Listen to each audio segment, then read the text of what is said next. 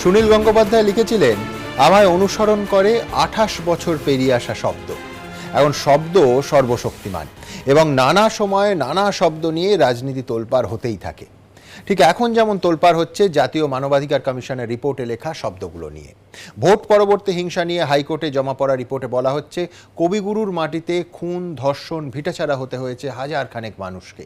CBI তদন্তের সুপারিশের পাশাপাশি ভিন রাজ্যে মামলা স্থানান্তরের পক্ষেও সওয়াল করা হয়েছে। এছাড়াও জাতীয় মানবাধিকার কমিশন হাইকোর্টে কুখ্যাত অপরাধীদের যে তালিকা জমা দিয়েছে, তাতে রয়েছেন তৃণমূলের একাধিক নেতা, মন্ত্রী, বিধায়ক।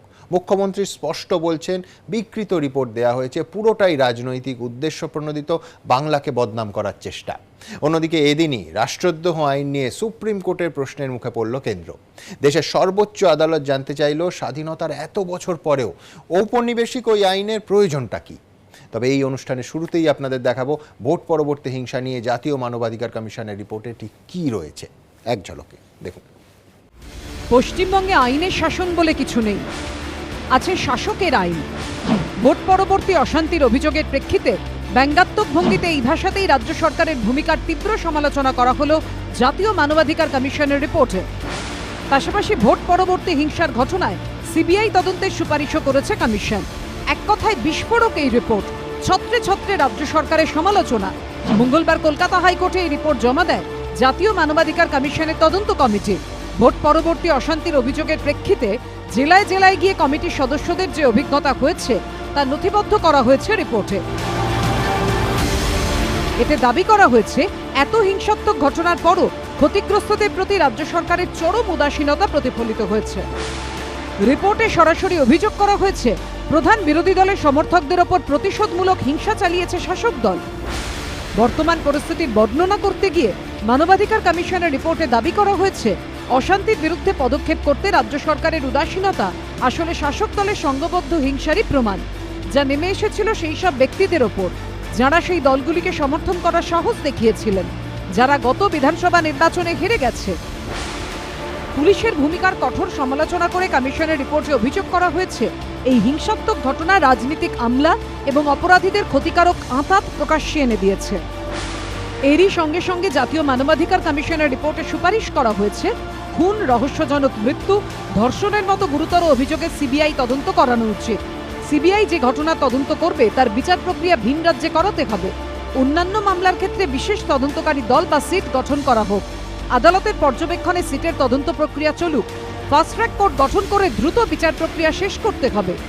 রিপোর্টের উপসংহার টানা হয়েছে রবীন্দ্রনাথ ঠাকুরের চিত্ত যেথা ভয় শূন্য, উচ্চ যেথা শির, জ্ঞান যেথা মুক্ত, যেথা গৃহের প্রাচীর, এই কবিতার লাইন দিয়ে।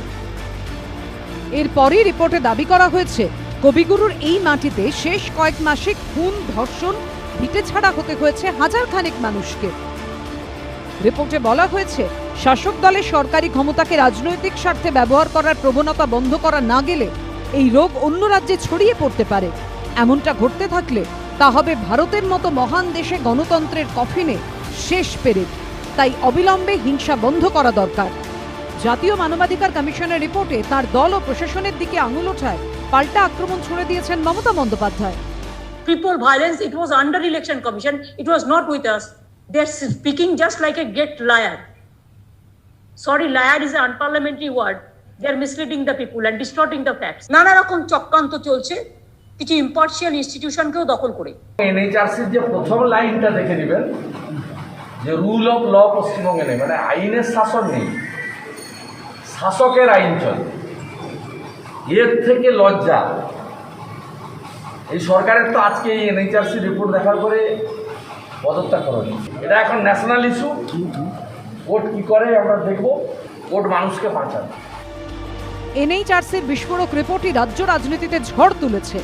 সৌভিক মজুমদার ও সুমন ঘরয়ের রিপোর্ট, এবিপি আনন্দ। চেস ক্লক ফরম্যাটে এই অনুষ্ঠান শুরু করব এবং অবশ্যই দেবাংশু ভট্টাচার্যকে দিয়ে। দেবাংশু, আমি জানি না কোন বাক্যটা দিয়ে শুরু করব, তার কারণ 50 পাতার এই রিপোর্টে একেবারে ছত্রে ছত্রে যে কঠোর সমালোচনা করা হয়েছে, আমি জানি না সবসময় বিরোধী দলগুলো এই ভাষায় এতটা কঠোরভাবে সমালোচনা করে কিনা।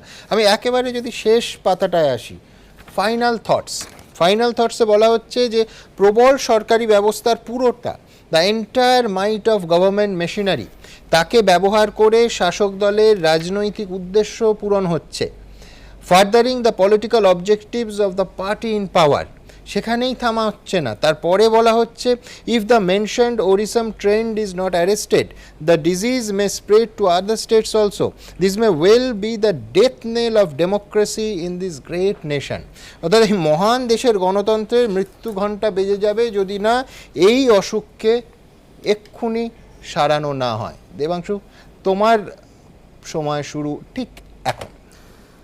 আইনের শাসক না শাসনের আইন, তারপরে বলছেন কবিগুরুর মাটিতে ইত্যাদি ইত্যাদি ইত্যাদি। মানে আমি সত্যি বুঝতে পারছি না ন্যাশনাল হিউম্যান রাইটস কমিশন নাকি জীবনানন্দ দাস আবার চলে এসেছেন এই সমস্ত লেখালেখি করার জন্য, এবং তারা কাব্যি করে হাইকোর্টের কাছে এই সমস্ত জমা দিচ্ছেন।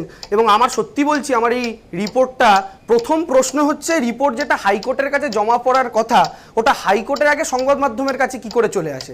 এই কারণেই চলে আসে যে হাইকোর্ট যেদিন আবার কিছু একটা ধরুন বক্তব্য রাখবে সেদিন একটা ডিসকাশন হবে, আজকে আর একটা ডিসকাশন হবে, আগে থেকে যদি একটু লিক করে দেওয়া যায়। কিন্তু এটা কি হতে পারে? আমি জানি না, আইনজীবীরা রয়েছেন তারা বলবেন, প্রথম কথা। দ্বিতীয় কথা হচ্ছে এখানে মানে হিউম্যান রাইটস কমিশনের তরফ থেকে যে বক্তব্যগুলো রাখা হচ্ছে হুবহু আমার মনে হচ্ছে যেন তারা একটা টেবিলে বসে টাইপ করেছেন আর উল্টো দিক থেকে শুভেন্দু অধিকারী তাদেরকে বলে দিচ্ছেন এই লাইনটা লিখুন, এখানে এই শব্দটা যোগ করুন, রবীন্দ্রনাথের এই কবিতাটা লাগান, পুরো লাইনগুলো আপনি পড়ুন, যা যা বক্তব্য তারা রেখেছেন হুবহু সেই বক্তব্য। এই তালিকায় বয়শূন্য উচ্চজেতাশীল মুখ্যমন্ত্রী প্রায় বলেন না না না, এ তো বলছেন তো, কিন্তু আমি বলছি এটাকে যে এক্সপ্লেন করে লেখা হয়েছে শুভেন্দু অধিকারীদের বক্তব্য পুরোপুরি। আপনি দেখুন এই যে তালিকার মধ্যে বলা হচ্ছে গুন্ডা ক্রিমিনাল, তার মধ্যে কার নাম লেখা রয়েছে? জ্যোতিপ্রিয় মল্লিকের নাম। কার নাম লেখা রয়েছে? উদয়ন গুহর নাম। কার নাম লেখা রয়েছে? পার্থ ভৌমিকের নাম। আচ্ছা সুমন, আমি জানি না আপনার দর্শকরা রোজ টেলিভিশনে পার্থদাকে হয়তো আমাদের মতোই মানে বসতে দেখেন, পার্থদাকে দেখে সত্যি কি কারোর গুন্ডা মনে হয়েছে? এই যে নির্বাচন কমিশন তালিকা, এই আপনার হিউম্যান রাইটস কমিশন তালিকা তৈরি করেছেন, তার মধ্যে উদয়ন গুহ, এই উদয়ন গুহর হাত মেরে ভেঙে দিয়েছে বিজেপির বর্তমান কেন্দ্রীয় মন্ত্রী নিশীথ প্রামাণিকের লোকজন। তার কাছে একবারের জন্য গেছে হিউম্যান রাইটস কমিশনের লোকজন? যায়নি। নন্দীগ্রামে আমাদের যে কর্মীটা মারা গেল ভোটের সময়, তার কাছে গেছে ন্যাশনাল হিউম্যান এর লোকজন? যায়নি। তার মানে বেছে বেছে শুধু বিজেপির লোকেদের কাছে যাওয়া হয়েছে এবং মন গড়া গল্প লেখাছে। আমি জানি না, সাবজুডিস ম্যাটার, এটা নিয়ে বেশি বলবো না, আদালতের মধ্যে এটা বিচারাধীন রয়েছে, আদালত কি বলবেন না বলবেন। শুধু এইটুকুনি কথা আমি বলতে চাই, ত্রিপুরার ট্রাইবাল কাউন্সিলের ইলেকশন হয়, তারপরে অশান্তি হয় ত্রিপুরাতে, মহিলাদের ওপর অত্যাচার হয়, বাড়ি ঘরদর ভাঙচুর হয়, ওখানে যায়নি। এবং রিসেন্ট উত্তরপ্রদেশ, সুমন দাস 10 সেকেন্ড বলি, রিসেন্ট উত্তরপ্রদেশে পঞ্চায়েত ভোটের পর কেন কোনো সংবাদ মাধ্যমে আলোচনা হলো না আমি জানি না, এখনো পর্যন্ত সেখানে অশান্তি চলছে, পুলিশ কাঁদতে কাঁদতে ক্যামেরার সামনে এসে বলছে বিজেপির লোকেরা। আমি স্বপন দাসের কাছে যাব, মূলত দু তিনটে বিষয়। এক হচ্ছে যে আমি একেবারে দেবাংশুকে কোট করব, শুভেন্দু অধিকারীর ভাষায় কার্যত এই রিপোর্ট লেখা হয়েছে। দুই হচ্ছে বিজেপি শাসিত রাজ্যে যখন সন্ত্রাসের ঘটনা ঘটে তখন জাতীয় মানবাধিকার কমিশন কোথায় থাকে। এবং মুখ্যমন্ত্রী কিন্তু আজকে একের পর এক কাউন্টার করেছেন। স্বপনদা একেবারে স্পষ্ট বলেছেন যে এই সংস্থাকে দিয়ে রাজনৈতিক ষড়যন্ত্র করা হয়েছে, বলেছেন কমিশনের নামে মিথ্যে রিপোর্ট দিয়ে বিভ্রান্ত করার চেষ্টা হচ্ছে, তথ্য বিকৃত করা হয়েছে, রাজনৈতিক প্রতিহিংসা পূরণ হচ্ছে। মানে সোজা কথায় সাদা বাংলায় বিজেপি জিততে পারেনি বলে গায়ের জ্বালা মেটাচ্ছে। আপনার সময় শুরু এখন। কলকাতা উচ্চ ন্যায়ালয়ের নির্দেশে ন্যাশনাল হিউম্যান রাইটস কমিশন একটা তদন্ত কমিটি করে, সেখানে রাজ্য থেকেও কয়েকজনকে প্রতিনিধি নেওয়া হয়। তারা মিলে এই তদন্ত করেছে 7খানা টিম নিয়ে। সেই টিম 311টা জায়গায় তারা স্পট ভিজিট করেছেন। 311টা জায়গায় স্পট ভিজিট করার পর তারা পশ্চিমবাংলার ডিজিপির কাছ থেকে রিপোর্ট চেয়েছেন, রিপোর্ট পেয়েছেন। রিপোর্টটাই যদি প্রথম দেখেন ডিজিপি কি রিপোর্ট দিয়েছেন সেটা দেখুন, দেখলে বুঝতে পারবেন যে 2.88% অ্যাকিউজডকে অ্যারেস্ট করা হয়েছে। 2.88%, মানে অ্যাকিউজটা অ্যারেস্ট পর্যন্ত হয়নি। একটা ছোট্ট উদাহরণ আমি শুধু এখানে দিতে চাই, এত বিশাল রিপোর্টের মধ্যে গাজল, জানেন শিডিউল ট্রাইবস সেখানে বেশি বসবাস করে এবং রিজার্ভ সিট ও শিডিউল ট্রাইবসদের জন্য। সেই শিডিউল ট্রাইবস শিডিউল কাস্টের এলাকাতে অবাক হয়ে যাবেন যে একটা কেস লজ হয়নি, নগ্ন অবস্থায় মহিলাদেরকে থানায় তুলে নিয়ে যাওয়া হচ্ছে, একটা কেস লিপিবদ্ধ হয়নি। পূর্ণেন্দু মুখার্জি ওখানকার ওসি, তিনি কিচ্ছু রিপোর্ট করেননি, ওখানকার সমস্ত লোক ওসির নামে রিপোর্ট করেছে যে টিএমসি গুন্ডা এবং পুলিশ মিলে মহিলাদের উপর যে বর্বরচিত, নাবালিকাদের উপর যে বর্বরচিত, শুধু তাই নয়, হ্যান্ডিক্যাপ মেয়েদেরকে পর্যন্ত তারা ছাড়েনি, তাদের উপরে অত্যাচার করেছে। এই ধরনের ঘটনা এসছে সারা পশ্চিমবাংলায়। আমরা গণতান্ত্রিক একটা রাষ্ট্রে বাস করি, পশ্চিমবাংলা একটা গণতান্ত্রিক রাজ্য। সেই রাজ্যে 34 বছরের সিপিএমের সময়ে ওই রকম হিম শীতল করা সন্ত্রাসের গল্প আমরা শুনতাম, এখনো একই জিনিস শুনতে পাই। কেন? তাহলে সিপিএমকে সরানোর কারণ কি ছিল? কিসের জন্য সিপিএমকে সরানো হয়েছিল? একটাই কারণ, আমরা গণতান্ত্রিক ব্যবস্থায়, গণতান্ত্রিক শাসন ব্যবস্থায় আমাদের কনস্টিটিউশন আমাদেরকে যে অধিকার দিয়েছে, কথা বলার অধিকার, বাঁচার অধিকার, নিজের বাসস্থানে থাকার অধিকার, এই অধিকারগুলো ভোগ করার যে অধিকার আমাদেরকে কনস্টিটিউশনে আমরা থেকে পেয়েছি, সংবিধানকে লঙ্ঘন করা হচ্ছে, মানবাধিকার লঙ্ঘন করা হচ্ছে, কথা বলার অধিকার কেড়ে আপনি নেওয়া লক্ষ্য হচ্ছে। করবেন আপনাকেও ঠিক 10 সেকেন্ড আমি এক্সট্রা সময় দিয়েছিলাম। আমি রাজ্যের প্রাক্তন আইজি পঙ্কজ দত্তের কাছে যাব। পঙ্কজ দা, মূল অভিযোগ কিন্তু পুলিশের বিরুদ্ধে, সেটাও আবার বলছি ছত্রে ছত্রে। এমনকি পুলিশ রিফর্মস করার সুপারিশও সেখানে করা হয়েছে। বলা হচ্ছে যে স্বয়ং ডিজিপির অ্যাপয়েন্টমেন্ট নিয়ে সুপারিশ রয়েছে, প্রত্যেক অফিসারকে নির্দিষ্ট সময়সীমার আগে বদলি করা যাবে না, এই রকম নিয়ম চালু করার সুপারিশ আছে। আমার বারবার মনে পড়ে যাচ্ছিল প্রকাশ সিং বনাম ইউনিয়ন অফ ইন্ডিয়া 2006-এর সেই মামলা। ইনফ্যাক্ট এই মামলার কথাও বারবার রেফার করা হয়েছে এই 50 পাতার রিপোর্টে। ছত্রে ছত্রে পুলিশি ব্যবস্থা এবং পুলিশি অব্যবস্থা, নিষ্ক্রিয়তা, সেই নিয়ে কটাক্ষ করা হয়েছে। আপনার সময় শুরু পঙ্কজদা এখন। বিপুল ম্যান্ডেট নিয়ে যেভাবে মমতা ব্যানার্জি 2রা মে শপথ গ্রহণ করেছিলেন, সেটা ভারতের গণতন্ত্রের পক্ষে একটা অভূতপূর্ব ব্যাপার। সঙ্গে সঙ্গে এই প্রশ্নটা উঠছে যে সেই শপথ গ্রহণের 2 মাস 13 দিন পার হয়নি, এতগুলো প্রশ্নচিহ্ন কেন উঠে গেল? এই প্রশ্নটা উঠবে।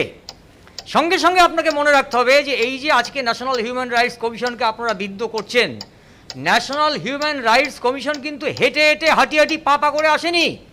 তারা এসছেন ভারতবর্ষের সর্বপ্রাচীন হাইকোর্ট, ক্যালকাটা হাইকোর্টের 5 জন জাজ, তাদের সেই ডিভিশন বেঞ্চ এককাট্টা হয়ে রায় দিয়েছেন যে এই ব্যাপারে স্টেট হিউম্যান রাইটস কমিশনের ভূমিকা জঘন্য, এখানে স্টেট মেশিনারি অনেক ক্ষেত্রে ফেল করেছে, এই তদন্তটা করবে ন্যাশনাল হিউম্যান রাইটস কমিশন। আপনি ভুলে যাবেন না যে ন্যাশনাল হিউম্যান রাইটস কমিশন যে টিম পাঠিয়েছিল এবং সেখানে তারা যারা আছেন, chief justice of supreme court হচ্ছেন ন্যাশনাল হিউম্যান রাইটস কমিশনের চেয়ারম্যান, এখন মিস্টার অরুণ মিশ্র আছেন। তাহলে আশা করা যায় যে সেখানে এতটা জালিয়াতি বা 2 নম্বরই কাজ কেউ করবে না। তারা যে রিপোর্টটা দিলেন সেই রিপোর্টের কোনো সারবত্তা নেই। রাজ্যের মুখ্যমন্ত্রী যদি এই কথা বলে থাকেন, মাননীয় মুখ্যমন্ত্রী, আমি আপনার সঙ্গে একমত না। আপনি রাজ্যের মুখ্যমন্ত্রী, আপনাকে সাহায্য করার জন্য স্টেট সিকিউরিটি অ্যাডভাইজার আছে, আপনার আইজ and years of the government হচ্ছে ইন্টেলিজেন্স ব্রাঞ্চ আইবি, আপনাকে সাহায্য করার জন্য স্টেট হিউম্যান রাইটস কমিশন আছে। এই এজেন্সিগুলো ফেল করেছে। ওসিরা বেশিরভাগ ক্ষেত্রে দলদাস, অনুব্রত মণ্ডল, শওকত মোল্লারা যখন তাদের দিকে তাকায় চেয়ার থেকে ভয় পড়ে যায়, এরকম অবস্থা আমাদের সময় ছিল না। তাহলে 2011 সালে যখন মমতা ব্যানার্জি বলেছিলেন যে বদলা নয় বদল চাই, 2021-এ কিন্তু তিনি সেই ডাক দেননি। 2,27,00,000 যে বিজেপির লোক যারা এবার আপনার বিজেপির সাপোর্টার, তারা যদি আক্রান্ত হয় কোথায় যাবেন? কংগ্রেস সিপিএম তো সাইনবোর্ড। একদম প্রবল অসম্মতিতে মাথা নাড়ছিল দেবাংশু। দেবাংশু দ্রুত। না, প্রথম কথা পঙ্কজদা বললেন 2021-এ মমতা বন্দ্যোপাধ্যায় বদলা নয় বদল চাই বলেননি। মমতা ব্যানার্জি কেন বদল চাই বলবেন? সরকার বদলে কথা তো বিজেপি বলছিল, তো এই প্রশ্নই আঠে না এই কথাটা। আমরা শান্তি রাখার পক্ষে, মমতা বন্দ্যোপাধ্যায় শান্তি রাখার কথা আগে করেই বলেছেন। যে সরকার প্রত্যাবর্তনের কথা বলছে সে বদল চাই কেন বলবে? এটা তো খুব স্বাভাবিক অঙ্ক। আর প্রথম কথাটা আমি বলি, একটা কথা যিনি বিজেপির প্রতিনিধি এখানে বললেন যে এরকম সন্ত্রাস আমরা দেখিনি।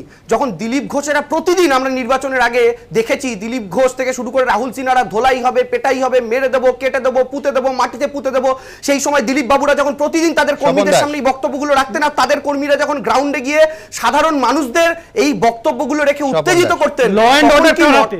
তখন ল এন্ড অর্ডার কার হাতে? নির্বাচনের সময় কেন্দ্রীয় নির্বাচন কমিশনের হাতে ছিল। পুলিশ মন্ত্রীকে কেন নির্বাচন কমিশনের হাতে ছিল? কেস করেনি আপনারা? এফআইআর করেননি কেন? হাতে ছিল তো। কটা এফআইআর করেছেন আপনারা তার নামে? কেন অ্যারেস্ট করেননি তাদেরকে? গুলি মারুন। যেই এই ধরনের কথা বলবে, যারা আপনারা বিজেপি যারা সন্ত্রাসের কথা বলবে, যারা মানুষকে ভয় দেখাবে, যে মুখ্যমন্ত্রীকে নিয়ে সারা ভারতবর্ষ আশায় উদ্বেল, যিনি পরবর্তী প্রধানমন্ত্রী হবেন, সেই মানুষটার গভর্নেন্স নিয়ে যদি প্রশ্নচিহ্ন আজকে উঠে যায়, তাহলে সেটা টিএমসি দলের পক্ষে ক্ষতিটা দেবাংশুদের বুঝতে হবে। এখানে স্টেট হিউম্যান রাইটস একটা কথা বলুন, আপনি আপনার কাছে একটা কথা জানতে চাইছি দাদা, হাত জোর করে একটা প্রশ্ন, জাস্ট একটা প্রশ্ন হাত জোর করে আপনার কাছে, আমি হাত জোর করে বলছি, রাহুল সিনহা যখন বললো আমরা ক্ষমতায় আসি খেলা হবে না, ধোলাই হবে পেটাই হবে, এটার মানে কি একটু বলুন প্লিজ। রাহুল সিনহার বিরুদ্ধে কেন আপনারা তাহলে এফআইআর করেন? আরে নির্বাচন কমিশন এটা প্রকাশ্যে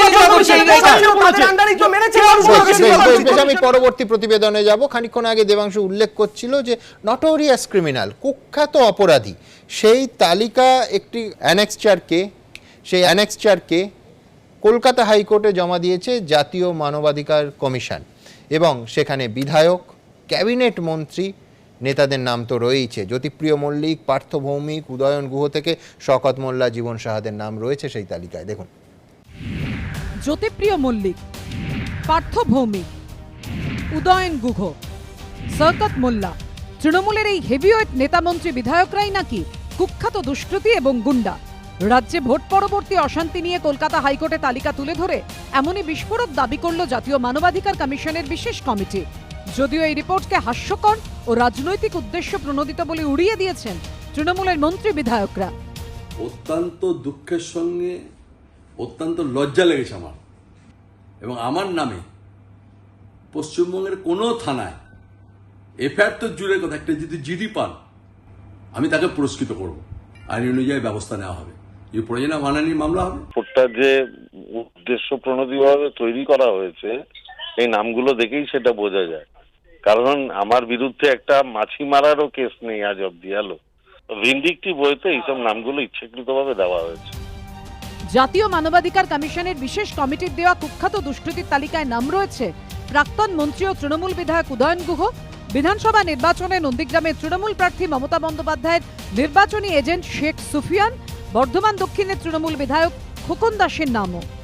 যারা আমাকে আক্রমণ করলো, যাদের দ্বারা আমি আক্রান্ত হলাম, জাতীয় মানবাধিকার কমিশনের সদস্যরা এসে তাদের বাড়িতে গেলেন, অথচ ঢিল ছোড়া দূরত্বে আমার বাড়ি, সেখানে এসে আমার সাথে দেখা করবার প্রয়োজন মনে করলেন না।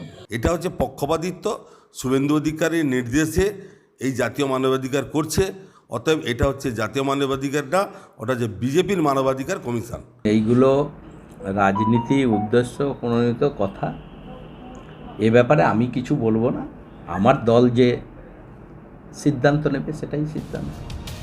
মানবাধিকার কমিশনের কুখ্যাত দুষ্কৃতীদের তালিকায় নাম রয়েছে দক্ষিণ 24 পরগনার ক্যানিং পূর্বের দাপুটে বিধায়ক শওকত মোল্লা, কলকাতা পুরসভা তৃণমূলের ওয়ার্ড কোঅর্ডিনেটর জীবন সাহা, বীরভূমের তৃণমূলের দাপুটে নেতা করিম খানের। আমি বলি যে এভাবে ভয় দেখানো যাবে না তৃণমূল কংগ্রেসকে, এবং বিশেষ করে আমাদের ট্র্যাক রেকর্ড সম্পর্কে ওদের ধারণা নেই।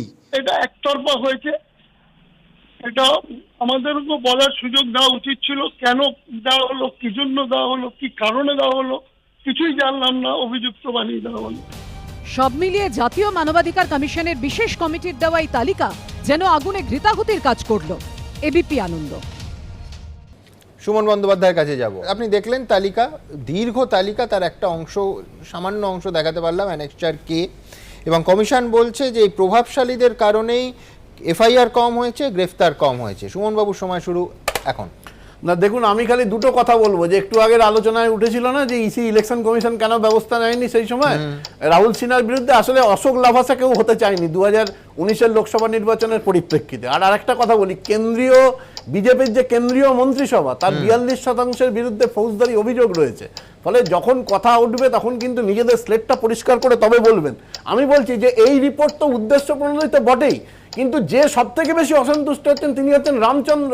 রামচন্দ্রের আঁতুর ঘরে এই কিছুদিন আগে 18টা জেলা জুড়ে যে সন্ত্রাস হয়েছে, সেই সন্ত্রাসের সময় জাতীয় মানবাধিকার কমিশন কোথায় ছিল? স্বরাষ্ট্রমন্ত্রী কি ঘুমোচ্ছিলেন? স্বরাষ্ট্রমন্ত্রী কেন দল পাঠাননি উত্তরপ্রদেশে? আজকে এই যে হেমন্ত বিশ্ব শর্মা আসামের মুখ্যমন্ত্রী হওয়ার পর গত 10ই জুলাইয়ের কথা বলছি, গত 40 দিনে এনকাউন্টার হয়েছে 30টা, এবং 9 থেকে 10 তারিখ এই 24 ঘন্টার মধ্যে 4টে এনকাউন্টার হয়েছে। কেন সেখানে যায়নি? কেন সেখানে জাতীয় মানবাধিকার কমিশন যায়নি? কেন স্বরাষ্ট্র মন্ত্রকের দল যায়নি? আপনি উল্লেখ করেছেন আজকে যে রাষ্ট্রদ্রোহ আইন নিয়ে, যে রাষ্ট্রদ্রোহ আইনে সমস্ত মানুষের এই অনুষ্ঠানেই আসবো, হরণ করা হয়েছে, সেই রাষ্ট্রদ্রোহ নিয়েও আজকে সুপ্রিম কোর্টের কাছ থেকে তারা যথেষ্ট ধাঁধানি খেয়েছে। দিল্লি একটি কোর্ট সরাসরি দিল্লি পুলিশকে অপদার্থ বলেছে। দিল্লির যে দাঙ্গা হয়েছিল সেই দাঙ্গার সময় এবং তাকে 25,000 টাকা তাকে ক্ষতিপূরণ দিতে, তার বিরুদ্ধে ফাইন করা হয়েছে। স্ট্যান স্বামীর ঘটনা ঘটেছে কদিন আগে, অত্যন্ত দুঃখের। মানবাধিকার কোথায় আজকে ভারতবর্ষের মানবাধিকার মোদির আমলে কোথায় গেছে? স্ট্যান স্বামী তার উদাহরণ, যেখানে আদালত পুলিশের হেফাজতে একজন বৃদ্ধ মানুষ তিনি মারা গেলেন, তাকে মারা যেতে বাধ্য করলো রাষ্ট্র, সেই রাষ্ট্রের প্রধান। আমি তো বলছি এটা হাস্যকর। এই রিপোর্ট তো তৈরি হয়েছে বিজেপি অফিসে। এ কথা তো একেবারে দেবাংশু সঠিকভাবে বলেছে যে বিজেপির পার্টি অফিসের নির্দেশে এইটা তৈরি হয়েছে এবং এই নির্দেশের প্রতিটি ছত্রে ছত্রে এই যতই কবিত্ব করুন, এইভাবে কিন্তু পশ্চিমবঙ্গ সরকারকে কোনোভাবে পশ্চিমবঙ্গের রাজনৈতিক সুমনবাবু ক্ষতিপূরণের কথাই তুললেন। ক্ষতিপূরণ নিয়ে এই রিপোর্টে ঠিক কি বলা হয়েছে? আমি বিশ্বনাথ চক্রবর্তীর কাছে যাব। এক, বিশ্বনাথ দা, রাজনৈতিক সংঘর্ষে মারা গেলে সিবিআই তদন্ত তো হবেই, নিকট আত্মীয়কে 5 লক্ষ টাকা, সঙ্গে সরকারি চাকরি।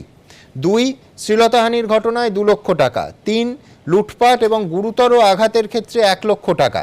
4, যে সব যাবতীয় এলাকায় এই হিংসে হচ্ছে সেখানে স্কিল ডেভেলপমেন্ট প্রোগ্রাম নিতে হবে এবং সহজ শর্তে লোন দিতে হবে, যাতে এই উপদ্রুত এলাকার যারা বাসিন্দা তারা ছোট ব্যবসা শুরু করতে পারে।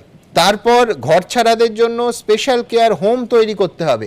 আমি রসিকতার অংশটা সম্পূর্ণ, কারণ অত্যন্ত সিরিয়াস বিষয় আলোচনা হচ্ছে, সেটাকে একপাশে সরিয়ে রেখে বিশ্বনাথ এটা বলতে পারি যে এই সুপারিশ যদি কলকাতা হাইকোর্ট রাজ্যকে মানতে নির্দেশ দেয়, তাহলে পোস্ট পোল ভায়োলেন্স যে সংখ্যায় হয়েছে, যে সংখ্যায় অভিযোগ জমা পড়েছে, সেই ভায়োলেন্স নিয়ে সম্পূর্ণ আলাদা একটা রাজ্য বাজেট তৈরি করতে হবে।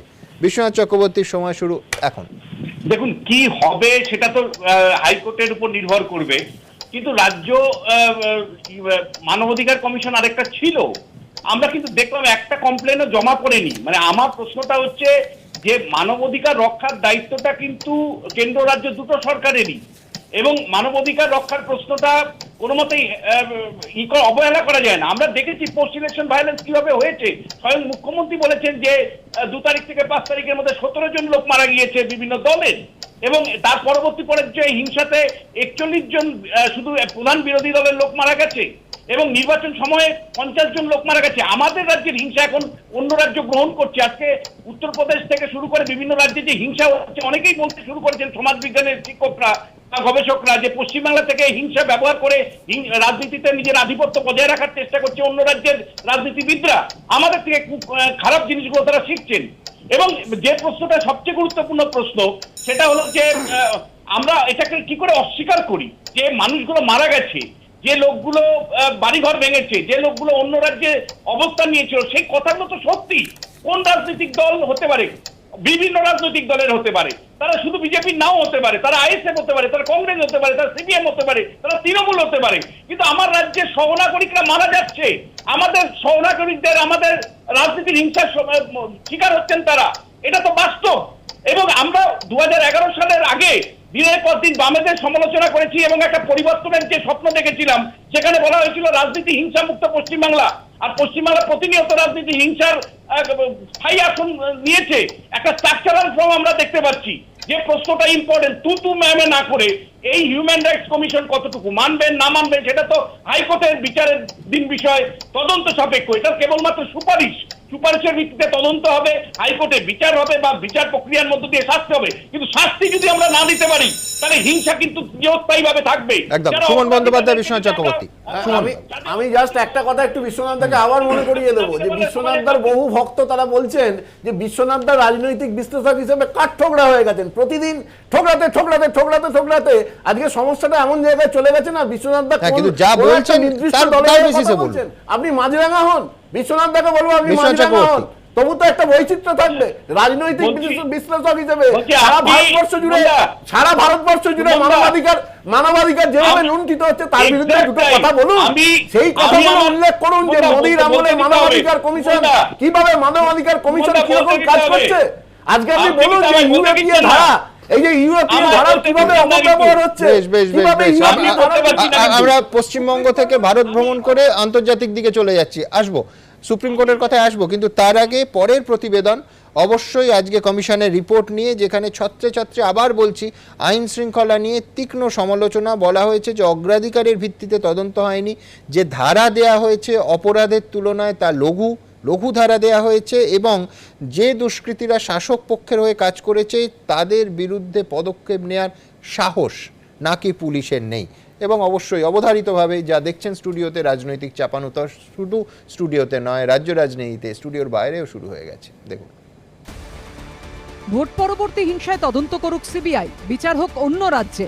কলকাতা হাইকোর্টে রিপোর্ট পেশ করে এমনই সুপারিশ করেছে জাতীয় মানবাধিকার কমিশন। পুলিশে আস্থা না রেখে সিবিআই তদন্তের সুপারিশ কেন, তাও রিপোর্টে স্পষ্ট করে দিয়েছে তারা।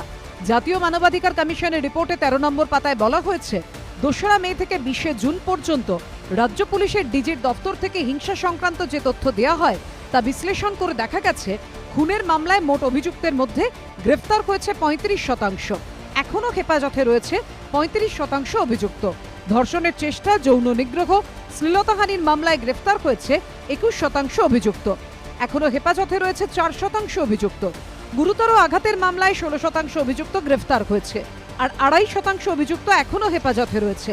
এরপর 14 নম্বর পাতায় বলা হয়েছে, এই তথ্য থেকে স্পষ্ট যতজনকে অভিযুক্ত দেখানো হয়েছে তার মধ্যে গ্রেফতার এবং এখনও হেফাজতে রয়েছে এমন অভিযুক্তের হার অত্যন্ত কম, যা বুঝিয়ে দিচ্ছে পুলিশ অদক্ষ এবং অপরাধীদের সামনে কোনো বাধা নেই। জাতীয় মানবাধিকার কমিশনের রিপোর্টে এরপর বলা হয়েছে,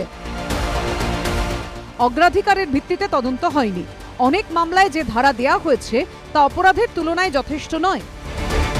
13 নম্বর পাতার টেবিলের উল্লেখ করে রিপোর্টের 14 নম্বর পাতায় বলা হয়েছে, এফআইআরে যে মোট 9,304 জনকে অভিযুক্ত দেখানো হয়েছে তার মধ্যে গ্রেফতার হয়েছে মাত্র 1,345 জন, অর্থাৎ 14%। তার মধ্যে আবার 1,086 জনই জামিন পেয়ে গেছেন, অর্থাৎ প্রায় 80%। এরপর জাতীয় মানবাধিকার কমিশনের রিপোর্টে বলা হয়েছে, এটা বোঝাই যাচ্ছে যে পুলিশ প্রভাবিত এবং পক্ষপাত দুষ্ট হয়ে কাজ করছে। যে দুষ্কৃতীরা শাসক পক্ষের হয়ে কাজ করছে তাদের বিরুদ্ধে পদক্ষেপ নেওয়ার সাহস পুলিশের নেই। অনেক ক্ষেত্রে এফআইআর দায়ের তো দূরের কথা, থানার আইসিরা ঘটনাস্থলে গিয়ে সাক্ষ্য কিংবা বয়ান পর্যন্ত সংগ্রহ করেননি। এরপর 16 নম্বর পাতায় বলা হয়েছে, কমিশনের দল যে 311টি ঘটনাস্থলে গেছে তার মধ্যে 188টিতে পুলিশ এফআইআর করেনি, 123টি ঘটনায় পুলিশ এফআইআর করলেও লঘু ধারা দেওয়া হয়েছে। বিধানসভা ভোটের ফল ঘোষণার পর থেকে ভোট পরবর্তী হিংসা নিয়ে বারবার সরব হয়েছে বিজেপি। এই প্রেক্ষাপটে জাতীয় মানবাধিকার কমিশনের রিপোর্ট তাদের হাতে নতুন অস্ত্র তুলে দিয়েছে। এই রিপোর্টে পরিষ্কার হয়েছে যে পশ্চিমবঙ্গে যেটা তারা বলেছেন যে ল অফ দ্য ল্যান্ড নেই, এখানে যেটা আছে ল অফ দ্য রুলার। এখানে যারা শাসন করছেন, যারা সরকার পরিচালনা করছেন, তাদের আইনই এখানে বলবৎ হচ্ছে। I am sorry that instead of giving the report to court, they have already leaked all the reports to Human Rights Commission to outside. They should have respect their court. How they can disrespect? Instead of hearing started, even the opposition, we are the government, we have to give our opinion also. This is the justice. And court gave us time also for that. I think they will give us time, or they have given the time for affidavit or something. So before that, how they leaked all the news, what they have submitted in the court, if it is not political vendetta. কিছু কিছু ইনস্টিটিউশনকে দিয়ে misuse করিয়ে political ভ্যান্ডেটা তৈরি করে বাংলার নামে বদনাম করে বেড়াচ্ছে। এত হার হেরেও লজ্জা নেই, কিছুতেই হারটা মেনে নিতে পারছে না। The pre-poll matter, they say post-poll violence. Pre-poll violence, it was under election commission, it was not with us. পাল্টা জাতীয় মানবাধিকার কমিশনের তরফে প্রেস বিবৃতিতে বলা হয়েছে, পশ্চিমবঙ্গে ভোট পরবর্তী অশান্তি সংক্রান্ত রিপোর্ট ফাঁস হয়েছে বলে যে অভিযোগ উঠেছে তা খারিজ করা হচ্ছে। মহামান্য কলকাতা হাইকোর্টের নির্দেশ মোতাবেক এই রিপোর্টের কপি ইতিমধ্যেই এই মামলার সব পক্ষ ও আইনজীবীদের হাতে তুলে দেওয়া হয়েছে। এই বিষয়টি বিচারাধীন। আদালতের নির্দেশের বাইরে গিয়ে কাউকে রিপোর্ট দেয়নি জাতীয় মানবাধিকার কমিশন। ফলে রিপোর্ট ফাঁসের যে অভিযোগ তোলা হচ্ছে তা ভিত্তিহীন এবং তথ্যগতভাবে ভুল। সৌভিক মজুমদার, দীপক ঘোষ, রুমা পাল, এবিপি আনন্দ। আমি জয়ন্ত নারায়ণ চট্টোপাধ্যায়ের কাছে আসবো। Jayanta, where are we leading to? রাজ্যের ঘটনা, কারা এসে তদন্ত করছে? জাতীয় মানবাধিকার কমিশন। কলকাতা হাইকোর্টকে সেই কমিশন সুপারিশ করছে, 1 সিবিআই তদন্ত করতে হবে সমস্ত গুরুত্বপূর্ণ ঘটনার ক্ষেত্রে, 2 মামলার শুনানিটাও এই রাজ্যে হবে না, অন্য রাজ্যে শিফট করাতে হবে। আমি বলছি বিরোধী দলের দাবি হলে একটা কথা হতো, কারা এই কথা বলছে, এই সুপারিশ করছে? সাংবিধানিক সংস্থা। আমি বলছি তদন্ত বাদ দাও, শুনানিটাও রাজ্যে হবে না। অর্থাৎ সার্বিকভাবে এই 50 পাতার রিপোর্ট হচ্ছে রাজ্য প্রশাসনের ওপর সম্পূর্ণ অনাস্থা। এর রাজনৈতিক ব্যাখ্যা, ফেডারেল স্ট্রাকচার যুক্ত কিনা আমি সে প্রসঙ্গে আসব, কিন্তু রাজ্য প্রশাসনের ওপর অনাস্থা সাংবিধানিক সংস্থা রিপোর্ট দিয়ে প্রকাশ করলো। মানবে? সময় শুরু এখন। প্রথম হলো যে ভোট পরবর্তী হিংসার একের পর এক অভিযোগ যখন বিরোধী দলগুলি জানিয়েছিল, তার একটা ঘটনাও রাজ্য সরকার মানতে চায়নি, কোনো ব্যবস্থাও নেয়নি, এই ছিল অভিযোগ। বিরোধী দলগুলি একের পর এক অভিযোগ জানিয়েছে। ইন্টারেস্টিংলি জাতীয় মানবাধিকার কমিশনের কাছে 542টি অভিযোগ যখন জমা পড়েছে, রাজ্য মানবাধিকার কমিশনের কাছে একটি অভিযোগও জমা পড়েনি। সেটা প্রমাণ করে যে রাজ্য মানবাধিকার কমিশনের ওপরে সাধারণ মানুষ বা যারা অত্যাচারিত তাদের আস্থা নেই। মনে রাখতে হবে 5 সদস্যের মহামান্য বিচারপতিদের একটি বেঞ্চ এই রায় দিয়েছেন এবং তারা ন্যাশনাল হিউম্যান রাইটস কমিশনকে তদন্ত ভার দেন, যার অন্যতম মাথা একেবারে উপরে রয়েছেন মহামান্য সুপ্রিম কোর্টের একজন মহামান্য বিচারপতি। কাজে তাকে অগ্রাহ্য কিন্তু করা যাচ্ছে না। আদৌ রাজ্য সরকারের কাছে এই গোটা ব্যাপারটা গৌরবের নয়। মনে রাখতে হবে এই ধরনের একটা রিপোর্ট কিন্তু জাতীয় এবং আন্তর্জাতিক স্তরে রাজ্য সরকারের অগৌরবের দিকটাকেই তুলে ধরে। এনএইচআরসি মনে করছে যে অভিযোগ জানাবার পরিস্থিতি নেই, যাদের বিরুদ্ধে অভিযোগ জানানো হবে তারা হয়তো কোনো নেতা বা কোনো প্রভাবশালী, সেই কারণে কতগুলো ইন্টারেস্টিং দিক তারা তুলে ধরলেন। আমি কিন্তু নিজে ব্যক্তিগতভাবে মনে করি যে সিবিআই এর হাতে কোনো জাদুদণ্ড নেই, সিবিআই আসা মানেই ম্যাজিক হয়ে যাওয়া তা নয়। তবুও কিন্তু এনএইচআরসি সিবিআই এর কথা রেকমেন্ড করলেন। তারা বললেন রাজ্যের বাইরের আদালতে বিচার হবে। তুমি এইমাত্র একটি তথ্যে দেখিয়েছো যে যতজনকে ধরা হয়েছে তার 80% জামিন পেয়ে গেছে। তার মানে এনএইচআরসি মনে করছে যে হয়তোবা নিম্ন আদালতগুলিও প্রভাবিত, সেই জন্য তারা তদন্ত নিয়ে যেতে চাইছেন রাজ্যের বাইরে। এটা কিন্তু চমকপ্রদ একটা ব্যাপার, আমরা আগে খুব একটা দেখিনি।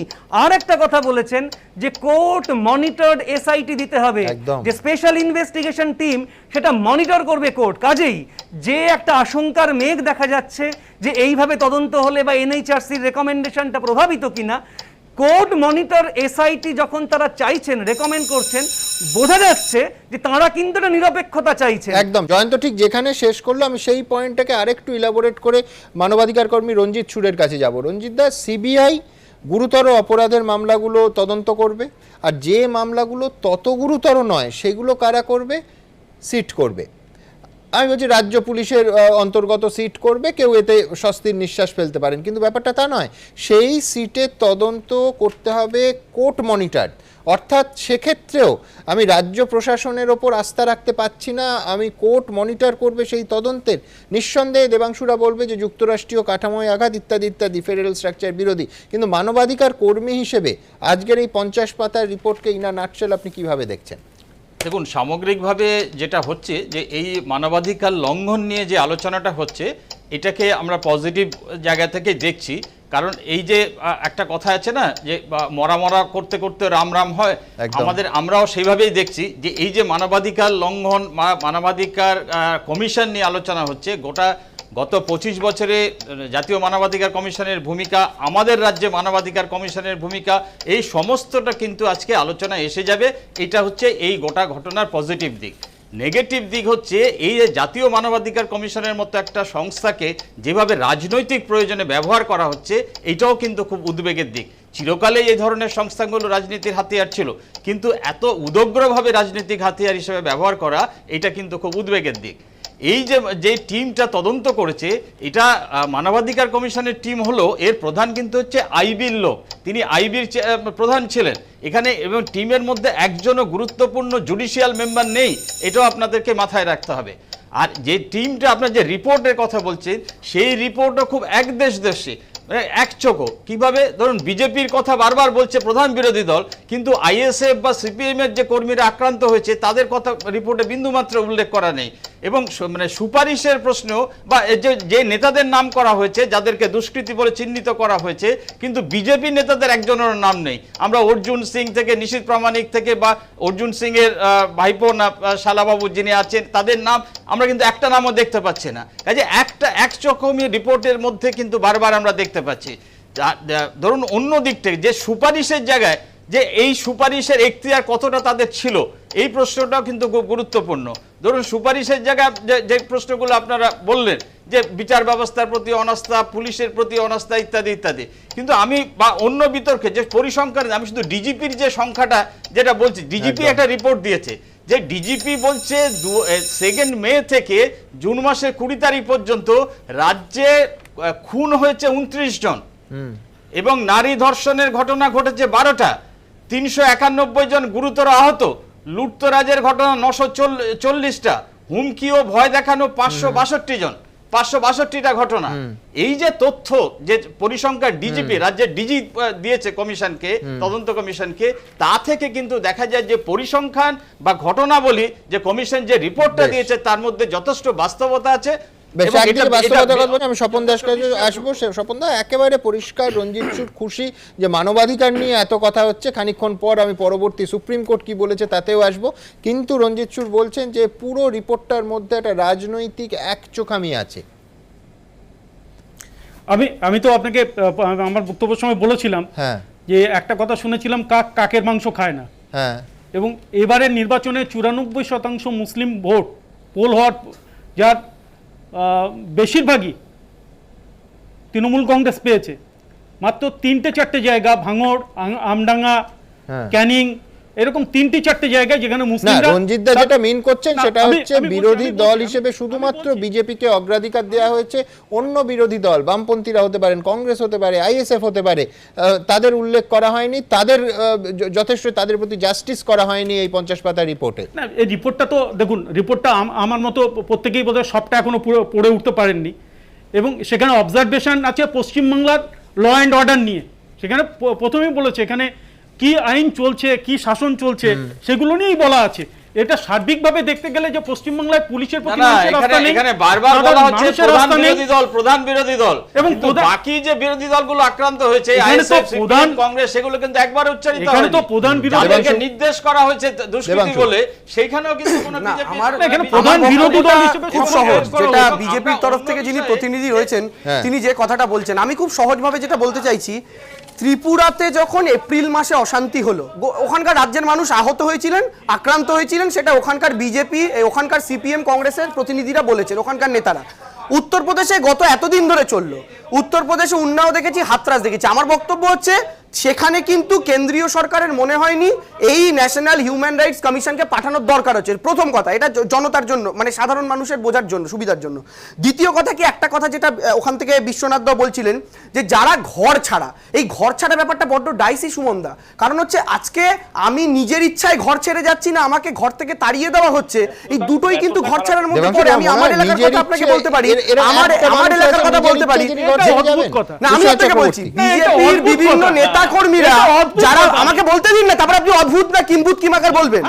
যখন বিজেপির নেতারা ভোটের আগে মানুষকে হুমকি দিয়েছেন, ভোটের ফলাফল থেকে তারা নিজেরাই মামার বাড়ি কাকার বাড়ি পালিয়ে চলে গেছেন। তারা ভেবেছেন মানুষকে হুমকি দিয়ে যখন গ্রামে ফিরলে মানুষ আমার যদি প্রতিরোধের সামনে পড়তে হয়, সেই মানুষগুলোকে আমাদের নেতা নেত্রীরা বুঝিয়ে বুঝিয়ে ঘরে এনেছেন যে তোমরা ঘরে ফেরো, তোমাদের নিরাপত্তার দায়িত্ব আমাদের। এই জায়গা থেকে ঘর ছাড়া বলে উল্লেখ করা হচ্ছে। আর এই গেল বিশ্বনাথ চক্রবর্তী, না আমি বলছি যে কোনো একটা জায়গায় যে তৃণমূল কংগ্রেস নিজের দায় নিচ্ছে কেন? মানে আমার প্রশ্ন হচ্ছে যে 2 তারিখ থেকে 5 তারিখ পর্যন্ত মমতা বন্দ্যোপাধ্যায় নিজে বলেছেন 17 জন কর্মী, রাজনৈতিক দলের কর্মী, বিভিন্ন দলের কর্মী মারা গেছে। আমার প্রশ্ন, পুলিশ প্রশাসনকে দায় করছেন না কেন? যারা পেশাদার সংস্থা, আমাদেরকে আমাদের আইন শৃঙ্খলা রক্ষার দায়িত্ব যারা তার জন্য ট্যাক্স পেয়ারের টাকা নেয়, তাদের দায়িত্ব আপনারা নিচ্ছেন কেন? সেগুলো তো মমতা, দায়িত্ব আপনারা, রাজ্য সরকার তো আপনি যে কথাগুলো বলছেন সেগুলো তো রাজ্য সরকারের মতো করে তদন্ত করছে। আপনাদের তো এটাই বুঝতে হবে, এবার আপনাদের সত্য কতটা, তার মধ্যে দুধে জল কতটা মেশানো, এটা তো আসল বিতর্কের ব্যাপার। কারণ ফেক নিউজের রমরমা ভারতীয় জনতা পার্টি যেভাবে মিথ্যা ঘটনাগুলোকে সামনে তুলে ধরেছে আমরা আগেও দেখেছি। সুমনদা, আপনার আশা করি মনে আছে গত বছর লকডাউনে একজন যাত্রা শিল্পীকে দিয়ে আমি চাল পাচ্ছি না বলে বিজেপি অ্যাক্টিং করিয়েছিল, আপনারা এখানে ডিসকাশন করেছিলেন। ফলে বিজেপির তরফ থেকে সমস্ত ঘটনাগুলো করা হয়, এগুলো আমরা আগেও দেখেছি। আমি সুপারিশগুলো আরো একবার, কমিশনের যে সুপারিশগুলো পর আক্রান্তদের ক্ষেত্রে যে এলাকায় রাজনৈতিক হিংসা হয়েছে সেই এলাকায় কি করণীয়, আমি একবার দ্রুত সুপারিশগুলো এক ঝলকে দেখে নেব।